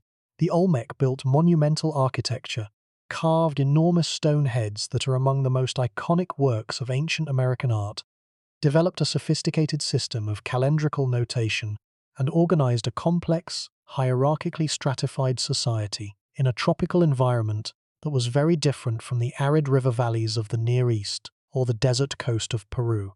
Like Norte Chico, the Olmec demonstrate that civilization can emerge in environments and under conditions that the Old World models did not anticipate. But unlike Norte Chico, the Olmec possessed pottery, produced abundant visual art, and developed a writing system, features that made them immediately recognizable as a civilization under the conventional definition. The comparison with Norte Chico is instructive because it shows that even within the Americas, the paths to civilization were diverse, with different societies developing different combinations of features in response to different environmental and cultural conditions.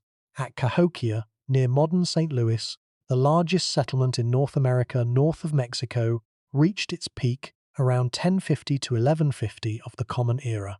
Monk's Mound, the enormous earthen platform at the site's center, rises approximately 30 meters above the surrounding floodplain, a monument built basket load by basket load over the course of decades.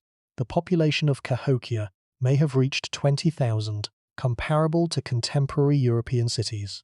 Trade goods at Cahokia originated from across the eastern half of the continent, from the Great Lakes to the Gulf of Mexico. Like Norte Chico, Cahokia demonstrates that monumental architecture and complex social organization can emerge in the Americas independently of the Old World. And, like Norte Chico, Cahokia challenges the assumption that a particular set of economic, technological, or political prerequisites is necessary for civilization to emerge. The builders of Cahokia, like the builders of Caral, organized their society around principles and priorities that did not match the Old World template, and their achievements went unrecognized and unappreciated by European observers who lacked the conceptual categories to understand what they were seeing. The numbers are striking when we tally the independent origins of complex society across the globe. At least 7 primary civilizations that arose independently rather than developing under the influence of pre-existing civilizations, have been identified by scholars: Mesopotamia, Egypt, the Indus Valley, China, Mesoamerica, the Andes, and possibly Norte Chico as a separate case preceding the later Andean civilizations. Each of these civilizations emerged under different environmental conditions, with different economic bases, different social structures, and different technological repertoires. The diversity of these independent origins suggests that the emergence of civilization is not dependent on any single set of prerequisites, but is a general tendency of human societies under a wide range of conditions, a tendency that reflects something fundamental about human nature and human social organization, rather than something specific to any particular environment or any particular technological package. The deeper truth about Norte Chico is that it reveals a fundamental bias in the way Western scholarship has studied and classified human societies, a bias so deeply embedded in the academic tradition that it has been invisible to most of the scholars who have operated within it. The bias is this: the criteria that Western scholars have used to define civilization, the checklist of features that includes writing, pottery, metallurgy, grain agriculture, and the rest, are not neutral, objective measures of social complexity. They are culturally specific descriptions of the particular path that civilization happened to follow in the ancient Near East, generalized into a universal standard against which all other societies are measured and, almost invariably, found wanting.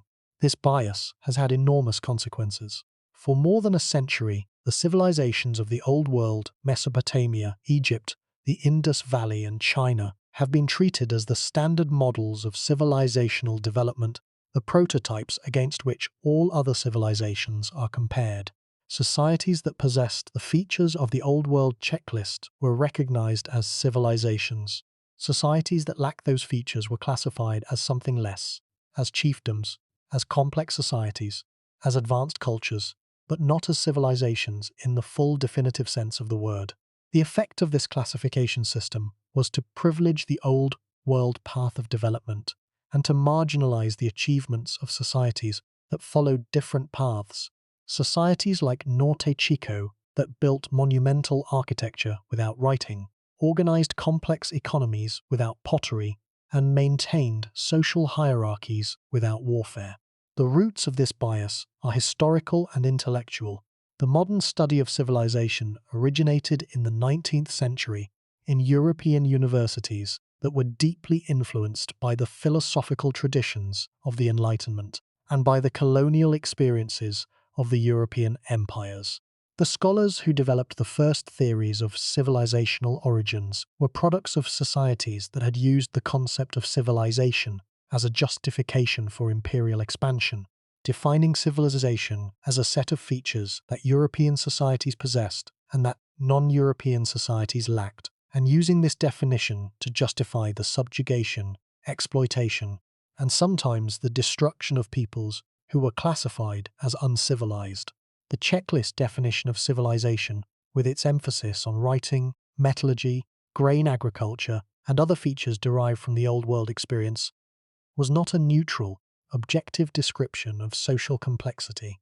It was a culturally specific standard that reflected the particular historical experience and the particular intellectual assumptions of the tradition that produced it. The Norte Chico evidence does not merely challenge this standard, it demolishes it. It demonstrates that a complex, hierarchically organized, architecturally monumental society can exist without any of the features that the checklist requires. It demonstrates that the checklist is not a universal description of civilization, but a particular description of particular civilizations, generalized into a universal standard without adequate justification. And it forces us to ask whether the concept of civilization, as it has been defined and deployed by Western scholarship, is a useful analytical tool or a cultural artifact, a genuine description of a real category of social organization, or a disguised expression of the assumptions and the biases of the tradition that created it. Let that sink in.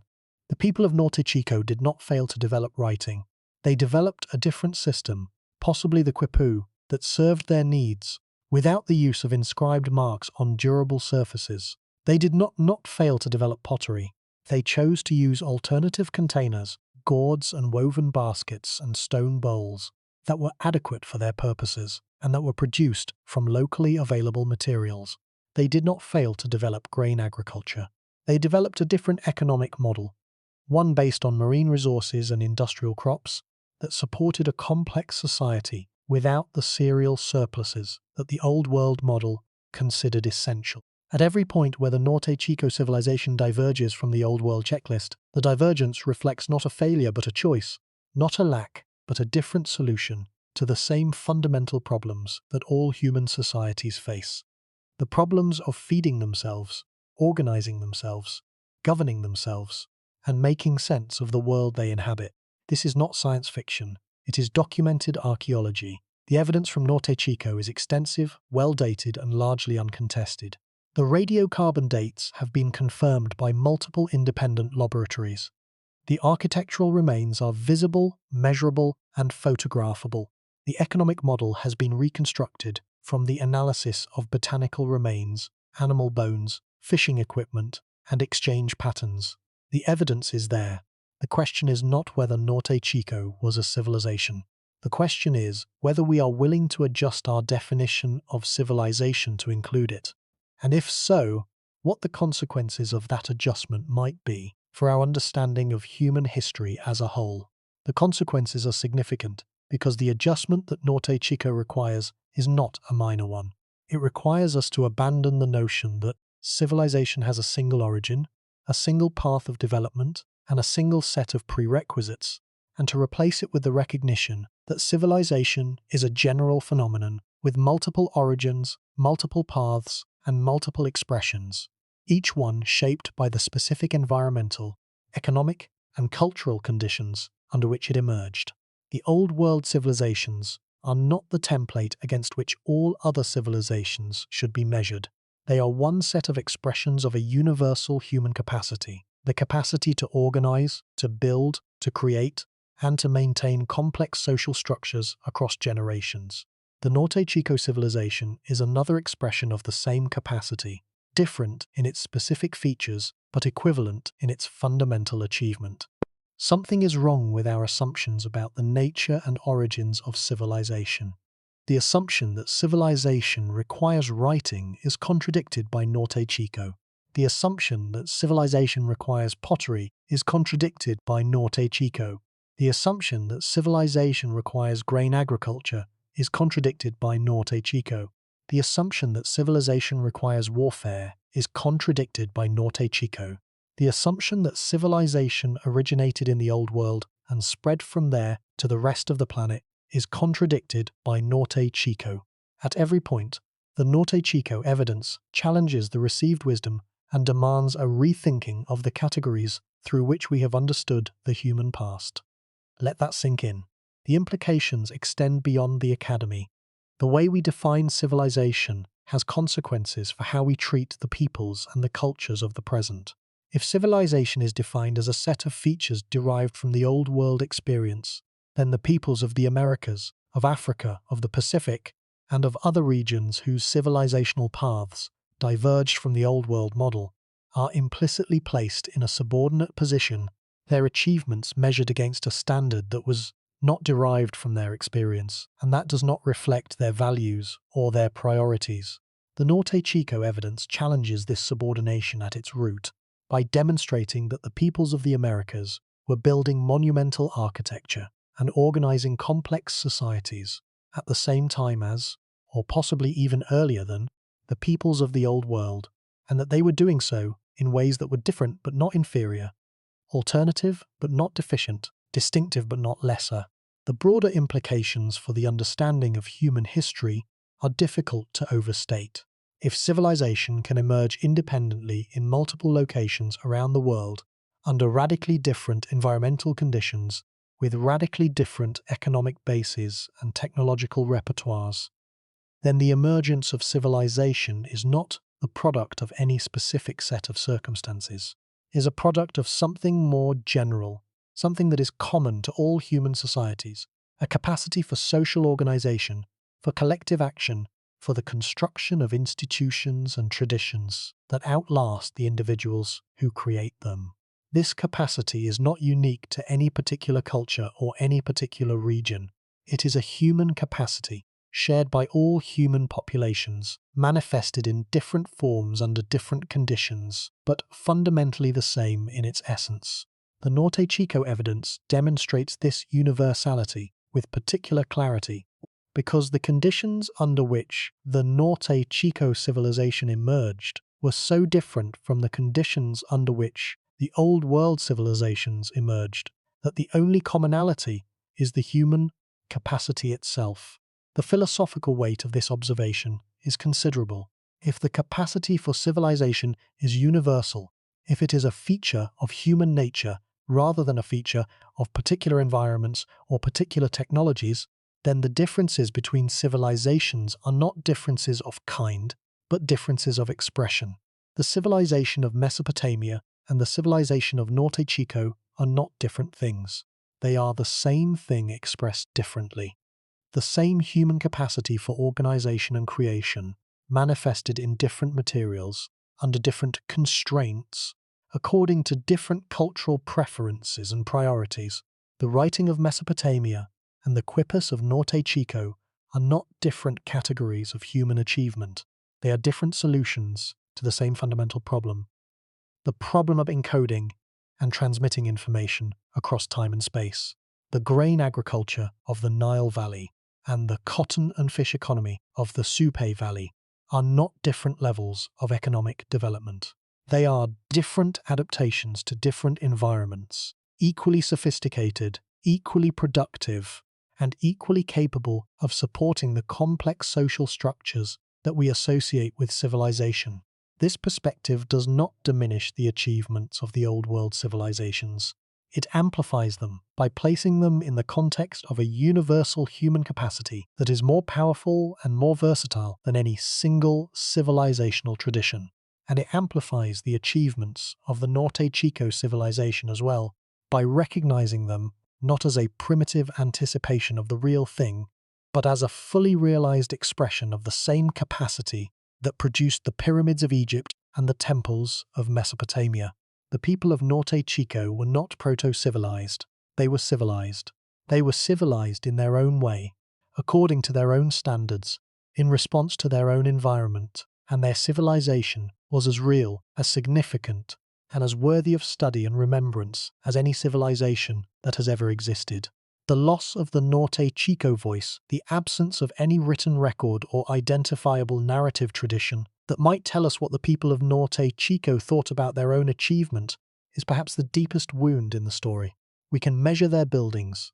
We can analyze their dietary remains. We can map their settlement patterns and reconstruct their exchange networks. But we cannot hear their explanations, their justifications, their doubts, their hopes, their understanding of their own place in the world. We cannot know what they called themselves, what name they gave to their river valley, what stories they told about how their people came to live in the desert, what gods they worshipped in the sunken plazas, what music they played on the condor bone flutes, or what they believed would happen to them after they died. The silence is not total.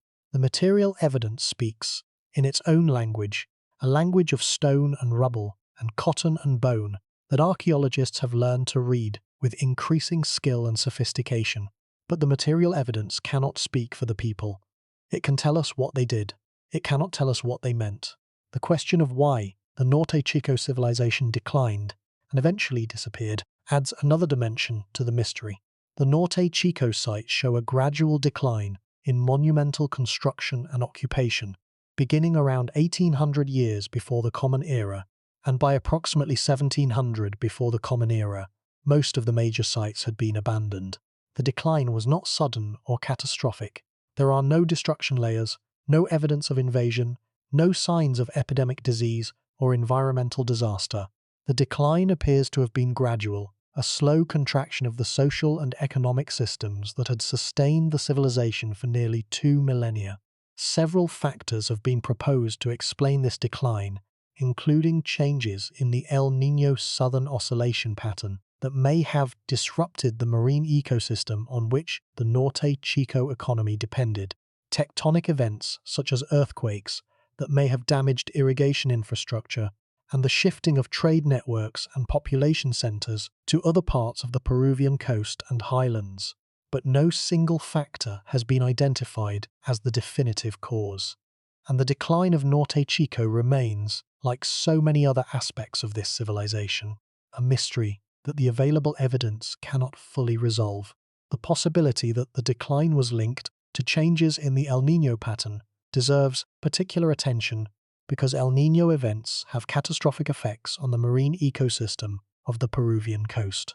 During a major El Niño event, the warm surface waters of the equatorial Pacific push southward along the coast of South America, displacing the cold, nutrient-rich waters of the Humboldt Current and causing a dramatic decline in plankton productivity, which cascades through the food chain, reducing fish populations, driving away marine birds, and devastating the coastal communities that depend on marine resources for their livelihood.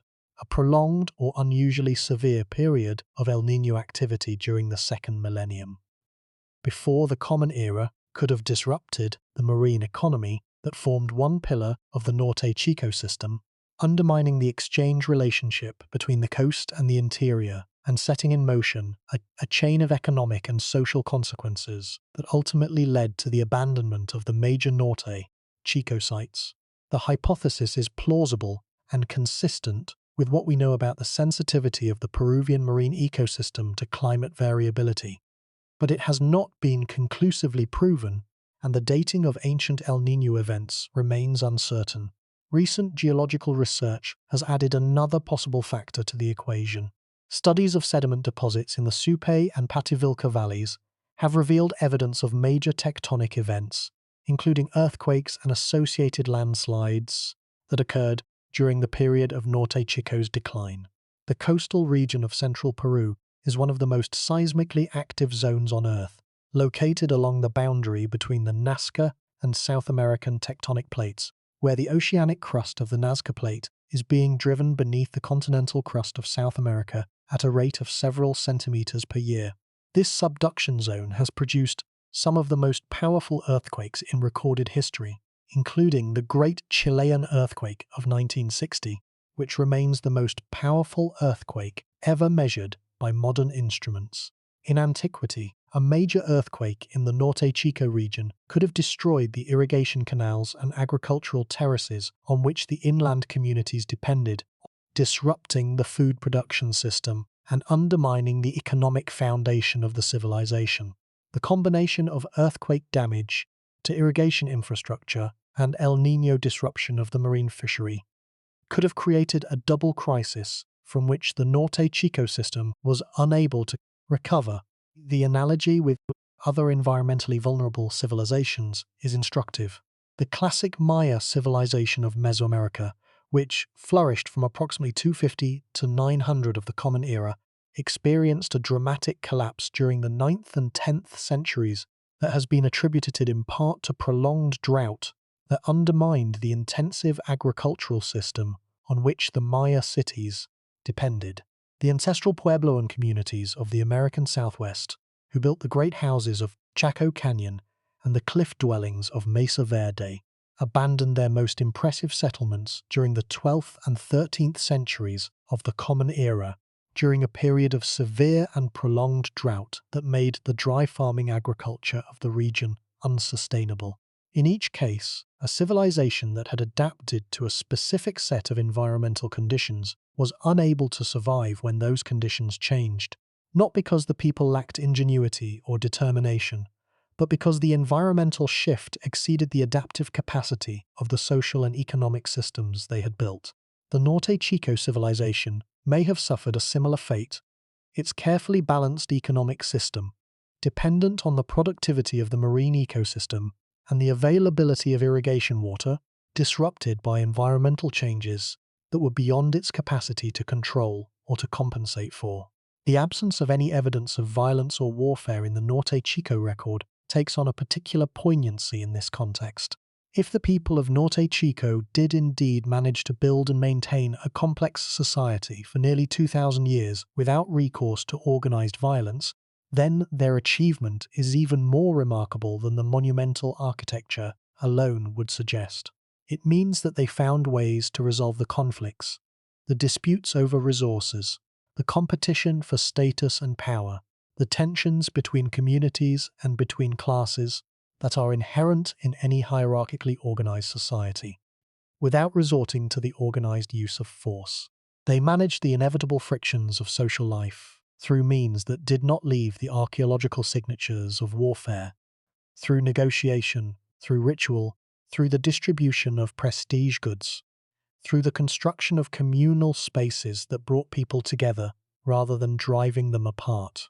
If this interpretation is correct, then the Norte Chico civilization represents not only one of the oldest complex societies in the world, but also one of the most peaceful, a society that achieved what many later civilizations equipped with far more sophisticated technologies have consistently failed to achieve: the maintenance of complex social order without the threat or the use of military force.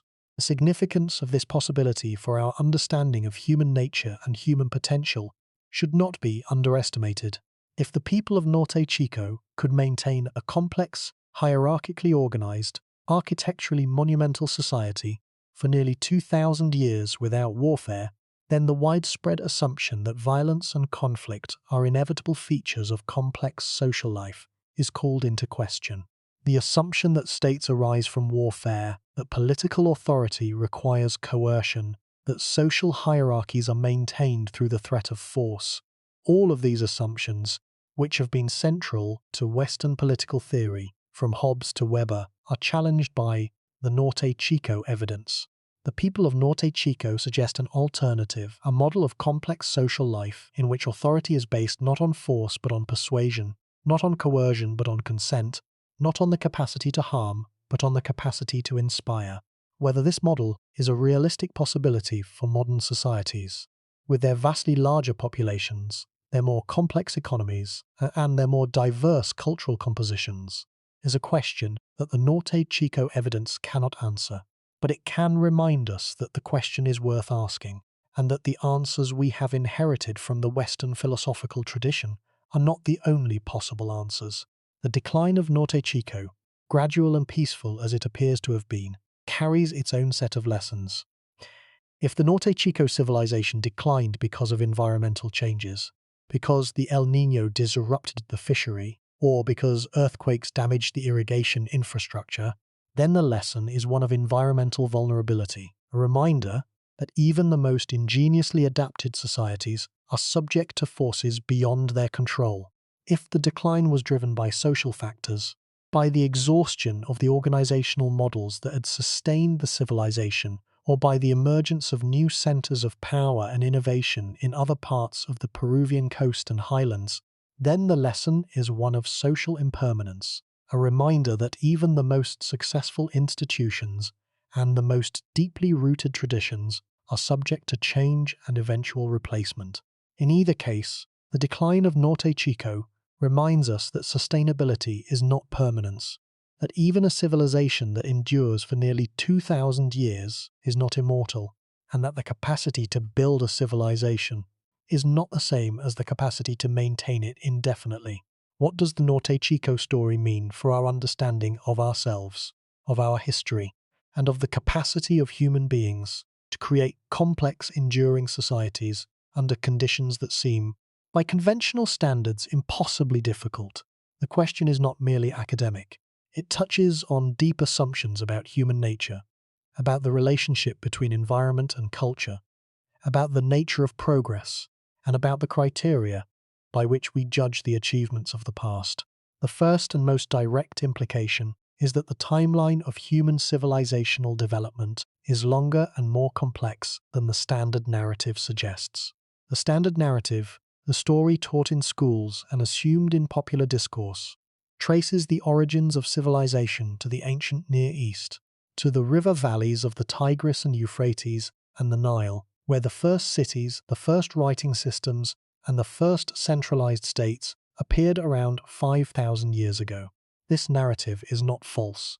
The civilizations of Mesopotamia and Egypt were genuine pioneers, and their contributions to the human heritage are immense and undeniable.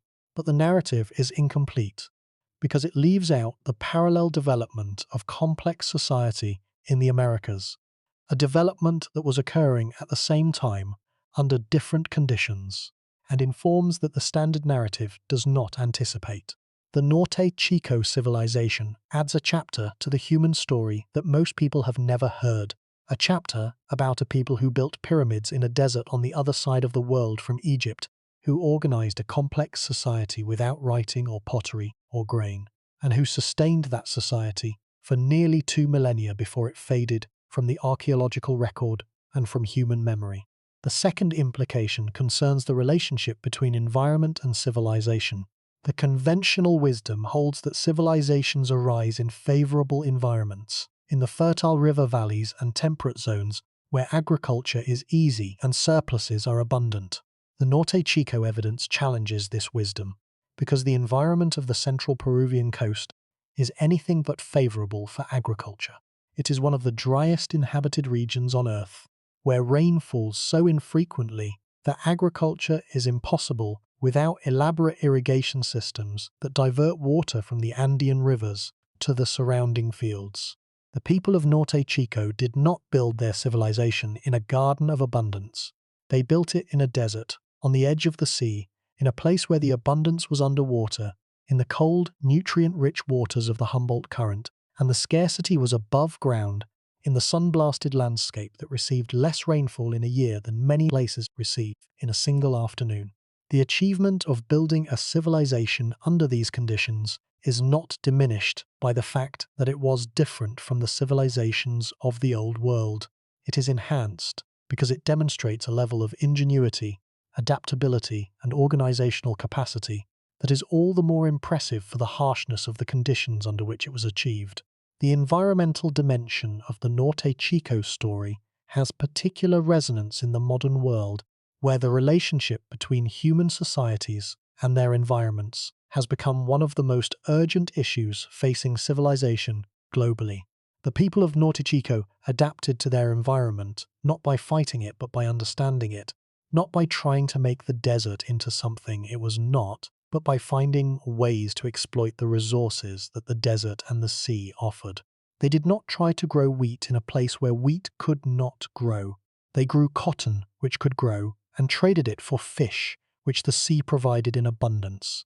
Their economic system was an expression of environmental intelligence, a system designed not for abstract efficiency, but for specific adaptation to the specific conditions of the specific place where they lived.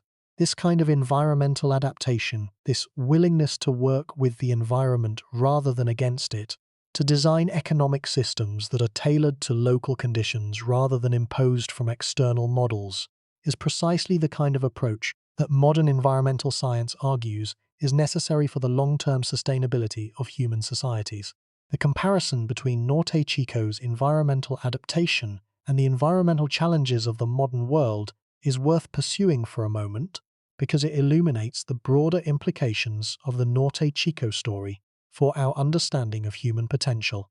The modern world is facing environmental challenges of unprecedented scale, from the warming of the global climate to the depletion of freshwater resources to the degradation of marine ecosystems. These challenges require solutions that are adapted to specific local conditions, solutions that take into account the particular resources and the particular constraints of the environments in which they are implemented. The Norte Chico example suggests that human societies are capable of developing such solutions, that the human capacity for environmental adaptation is deep, flexible, and creative, and that the failure to develop sustainable environmental practices in the modern world is not a failure of human capability, but a failure of human choice. The people of Norte Chico made a choice. They chose to adapt to their environment rather than to exhaust it, to build a sustainable economic system rather than an exploitative one, and their civilization endured for nearly 2,000 years as a result. The modern world faces similar choices, and the Norte Chico example suggests that sustainable outcomes are possible if the will to pursue them can be found. The third implication is philosophical, and it concerns the nature of civilization itself. The Norte Chico evidence compels us to ask what we mean by civilization, and whether our answer to that question has been shaped more by our cultural assumptions than by the evidence. If civilization is defined by writing, then Norte Chico is not a civilization. If civilization is defined by pottery, then Norte Chico is not a civilization. If civilization is defined by grain agriculture, then Norte Chico is not a civilization. But if civilization is defined by the capacity of human beings to organize themselves into complex, enduring societies, capable of sustained collective action, monumental construction, economic specialization, and social differentiation, then Norte Chico is a civilization by any reasonable standard. The question is not whether Norte Chico qualifies. The question is whether our definition is broad enough to accommodate the full range of human achievement, or whether it has been narrowed, unconsciously, and without justification, to privilege the particular achievements of the particular civilizations that happen to stand at the base of the Western intellectual tradition. The Norte Chico evidence also challenges the assumption, deeply embedded in Western thought, that civilization is primarily a technological achievement, that what distinguishes civilized societies from others is their possession of certain key technologies, writing, metallurgy, the wheel, the plough, that enable them to manipulate their environment more effectively than their less equipped neighbors. The people of Norte Chico did not possess any of these technologies, and yet they built a society that endured for nearly 2,000 years, that organized thousands of people into a functioning social and economic system, and that produced monumental architecture that still stands after 5 millennia. Their achievement was not technological in the conventional sense. It was organizational, social, and, perhaps above all, imaginative. They imagined a form of society that did not follow the template established by the civilizations of the Old World, and they made that imagination real, in stone and rubble and cotton and fish, in the sunken plazas and the platform mounds and the irrigation canals and the exchange networks that linked the coast to the interior. Their achievement reminds us that the capacity for civilization is not a capacity for technology. It is a capacity for cooperation, for coordination, for the subordination of individual interests to collective goals, for the creation of institutions and traditions that outlast the individuals who create them. There is a pause that occurs naturally at this point, a moment when the mind reaches beyond the specific facts of the Norte Chico case and grasps something larger and more unsettling. If the definition of civilization has been shaped by cultural assumptions rather than by evidence, then how many other civilizations have been excluded from the definition?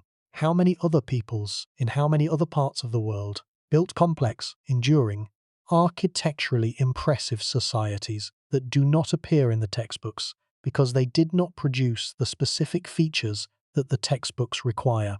How many other Norte Chicos are there, buried beneath the earth, hidden in the forests, submerged beneath the oceans, awaiting discovery by future generations of archaeologists who will be equipped with better tools and guided by broader definitions?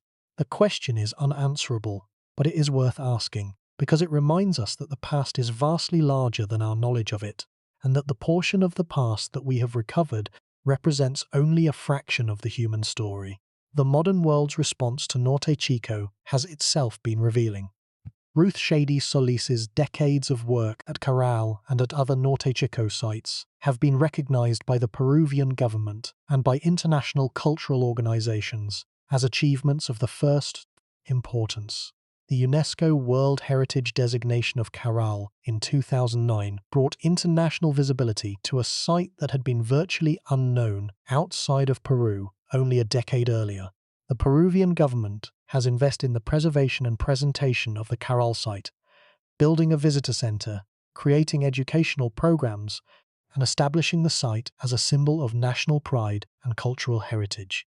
But the challenges of preserving an archaeological site in a developing country are formidable, and the Norte Chico sites remain vulnerable to the same forces that threaten archaeological heritage worldwide: urban expansion, agricultural encroachment, illegal looting, and the simple neglect that comes from inadequate funding and insufficient public awareness. The Norte Chico case also has implications for how we think about the future of archaeological research. If the Norte Chico civilization could go unrecognized for nearly 5,000 years, hidden in plain sight in a landscape that archaeologists had been studying for decades, how many other unrecognized civilizations might be waiting to be discovered? The answer, almost certainly, is more than we think. The history of archaeology is a history of surprises, of discoveries that upend existing theories and force the revision of established timelines. The discovery of the Hittites in the 19th century revealed a major Bronze Age empire that had been completely forgotten for 3,000 years. The excavation of Göbekli Tepe in the 1990s revealed monumental architecture built thousands of years before the agricultural revolution. The investigation of the Norte Chico sites in the 2000s revealed a civilization contemporary with ancient Egypt in a place where no one had expected to find one. Each of these discoveries was a surprise, and each one suggests that the human past contains more surprises than we have yet imagined. The Norte Chico people did not know that they were founding a civilization.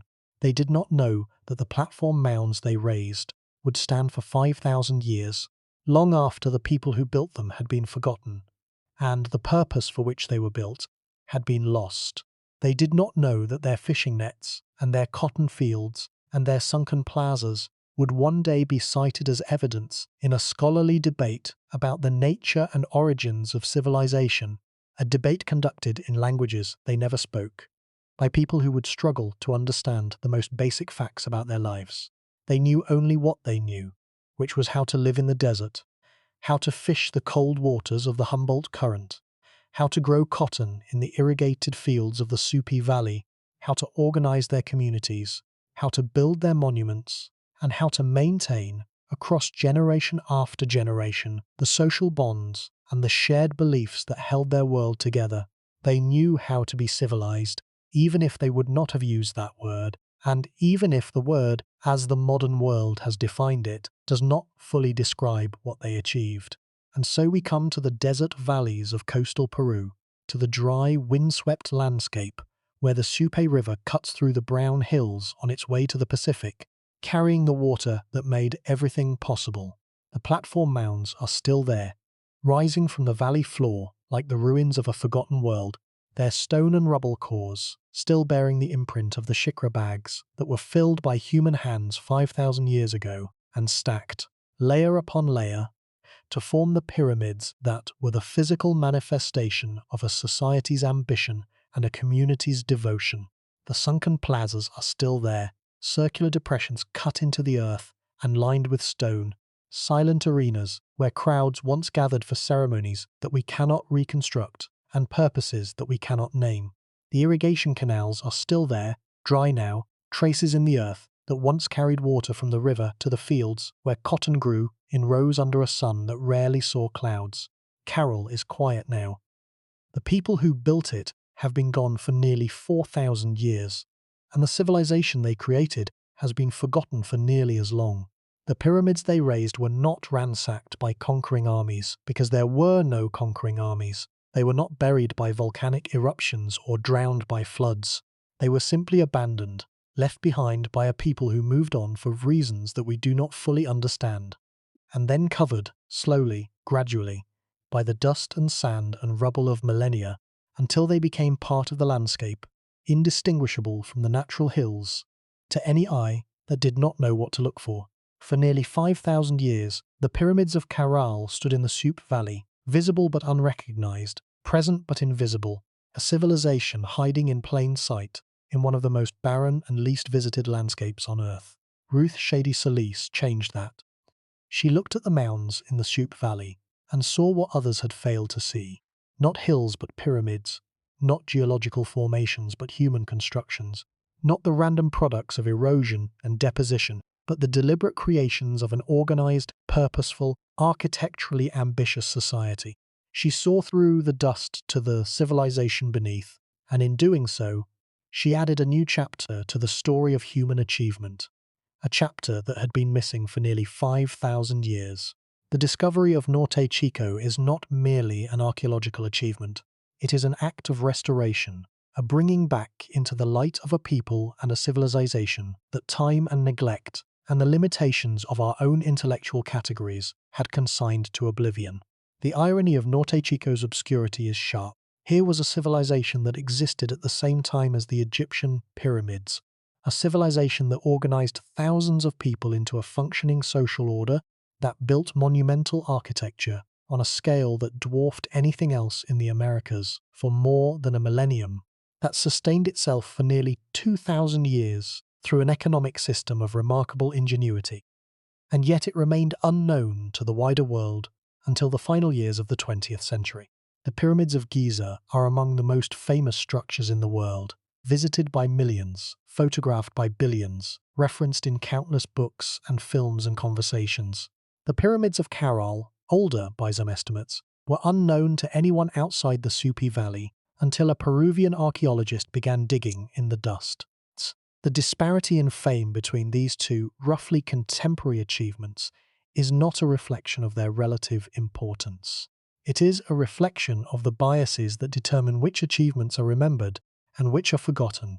Biases of geography, of literacy, of cultural transmission, and of the assumptions that scholars bring to the study of the human past. The people of Norte Chico did not leave us their words. They did not leave us their names. They did not leave us their stories, their poems, their prayers, their laws, their histories, or their explanations of who they were and why they built what they built.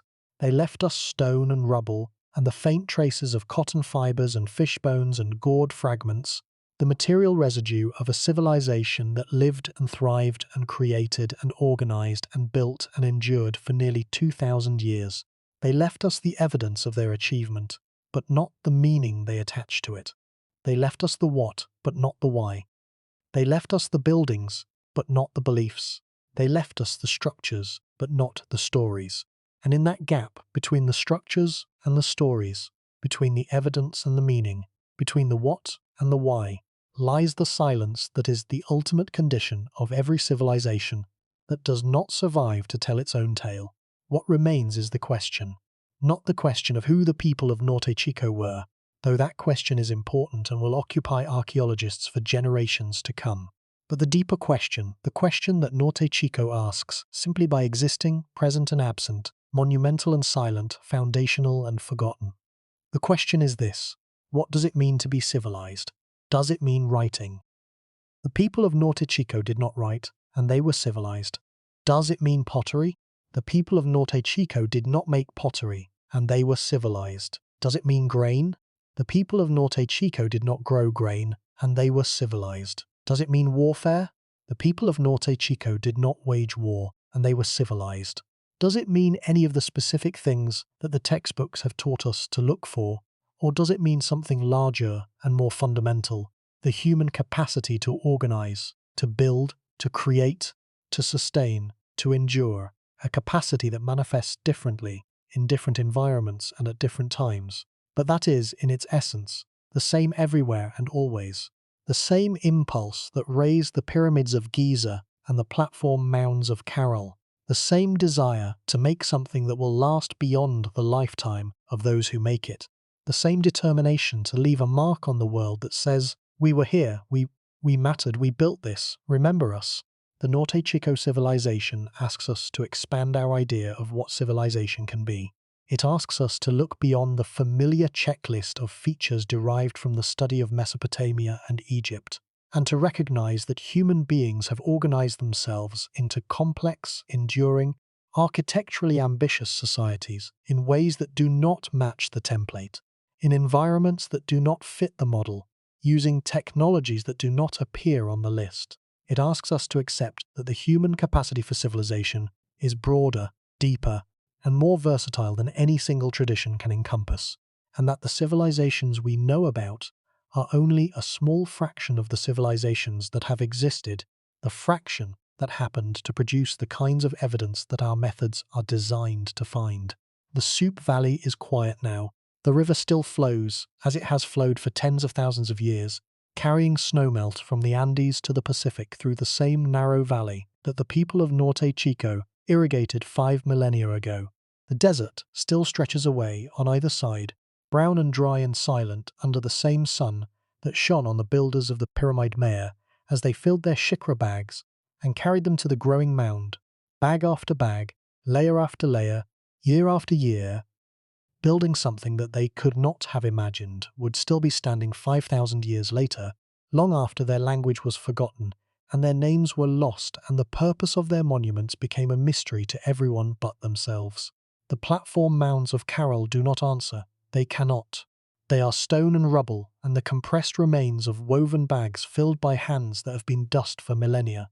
They stand in the Supi Valley, in the afternoon light, casting the same shadows they have cast for 5,000 years. Monuments to a people who had no name for themselves that we know, who spoke a language we cannot reconstruct, who worshipped gods we cannot identify, who lived and loved and worked and died in a desert valley on the edge of the Pacific and left behind nothing but the evidence of their ambition and the silence that surrounds it. The pyramids are there, the people are gone, the meaning is lost, and the silence, the immense, patient, unbreakable silence of a civilization that built its monuments from stone and its records from string, is the last and most eloquent testimony of the people of Norte Chico. A testimony that says everything and nothing, that proves everything and explains nothing, that stands in the desert sun and waits, as it has waited for 5,000 years, for someone to understand what it means. 5,000 years. The number resists comprehension. 5,000 years ago, the people of Norte Chico were filling their shikra bags with river stones, carrying them to the base of the growing mound, and adding them to the structure that would become the Pyramid Maya. 5,000 years from now, if the mound survives, it will still stand in the Soup Valley, still casting its shadow across the desert floor, still bearing the impression of the woven bags that formed its core, still testifying to the existence of a people who had no written word for what they were building, but who built it anyway, bag by bag, stone by stone, generation by generation, with a patience and a persistence that the modern world, with all its urgency and all its anxiety and all its restless demand for novelty, can barely begin to comprehend. The people of Norte Chico did not build for the moment, they built for eternity. And eternity, or the closest thing to it that human hands can achieve, is what they left behind, in the dust and the stone and the silence of a valley that remembers nothing but holds everything, waiting for the day when the silence will be broken and the story at last will be told. But the silence has not been broken. Not yet, not fully, perhaps not ever. And in that unbroken silence, the Norte Chico civilization continues to exist, present and absent, monumental and mute, the oldest civilization in the Americas and one of the least known in the world, a testament to the power and the fragility and the infinite diversity of the human capacity to build, to organize, to endure, and to be forgotten.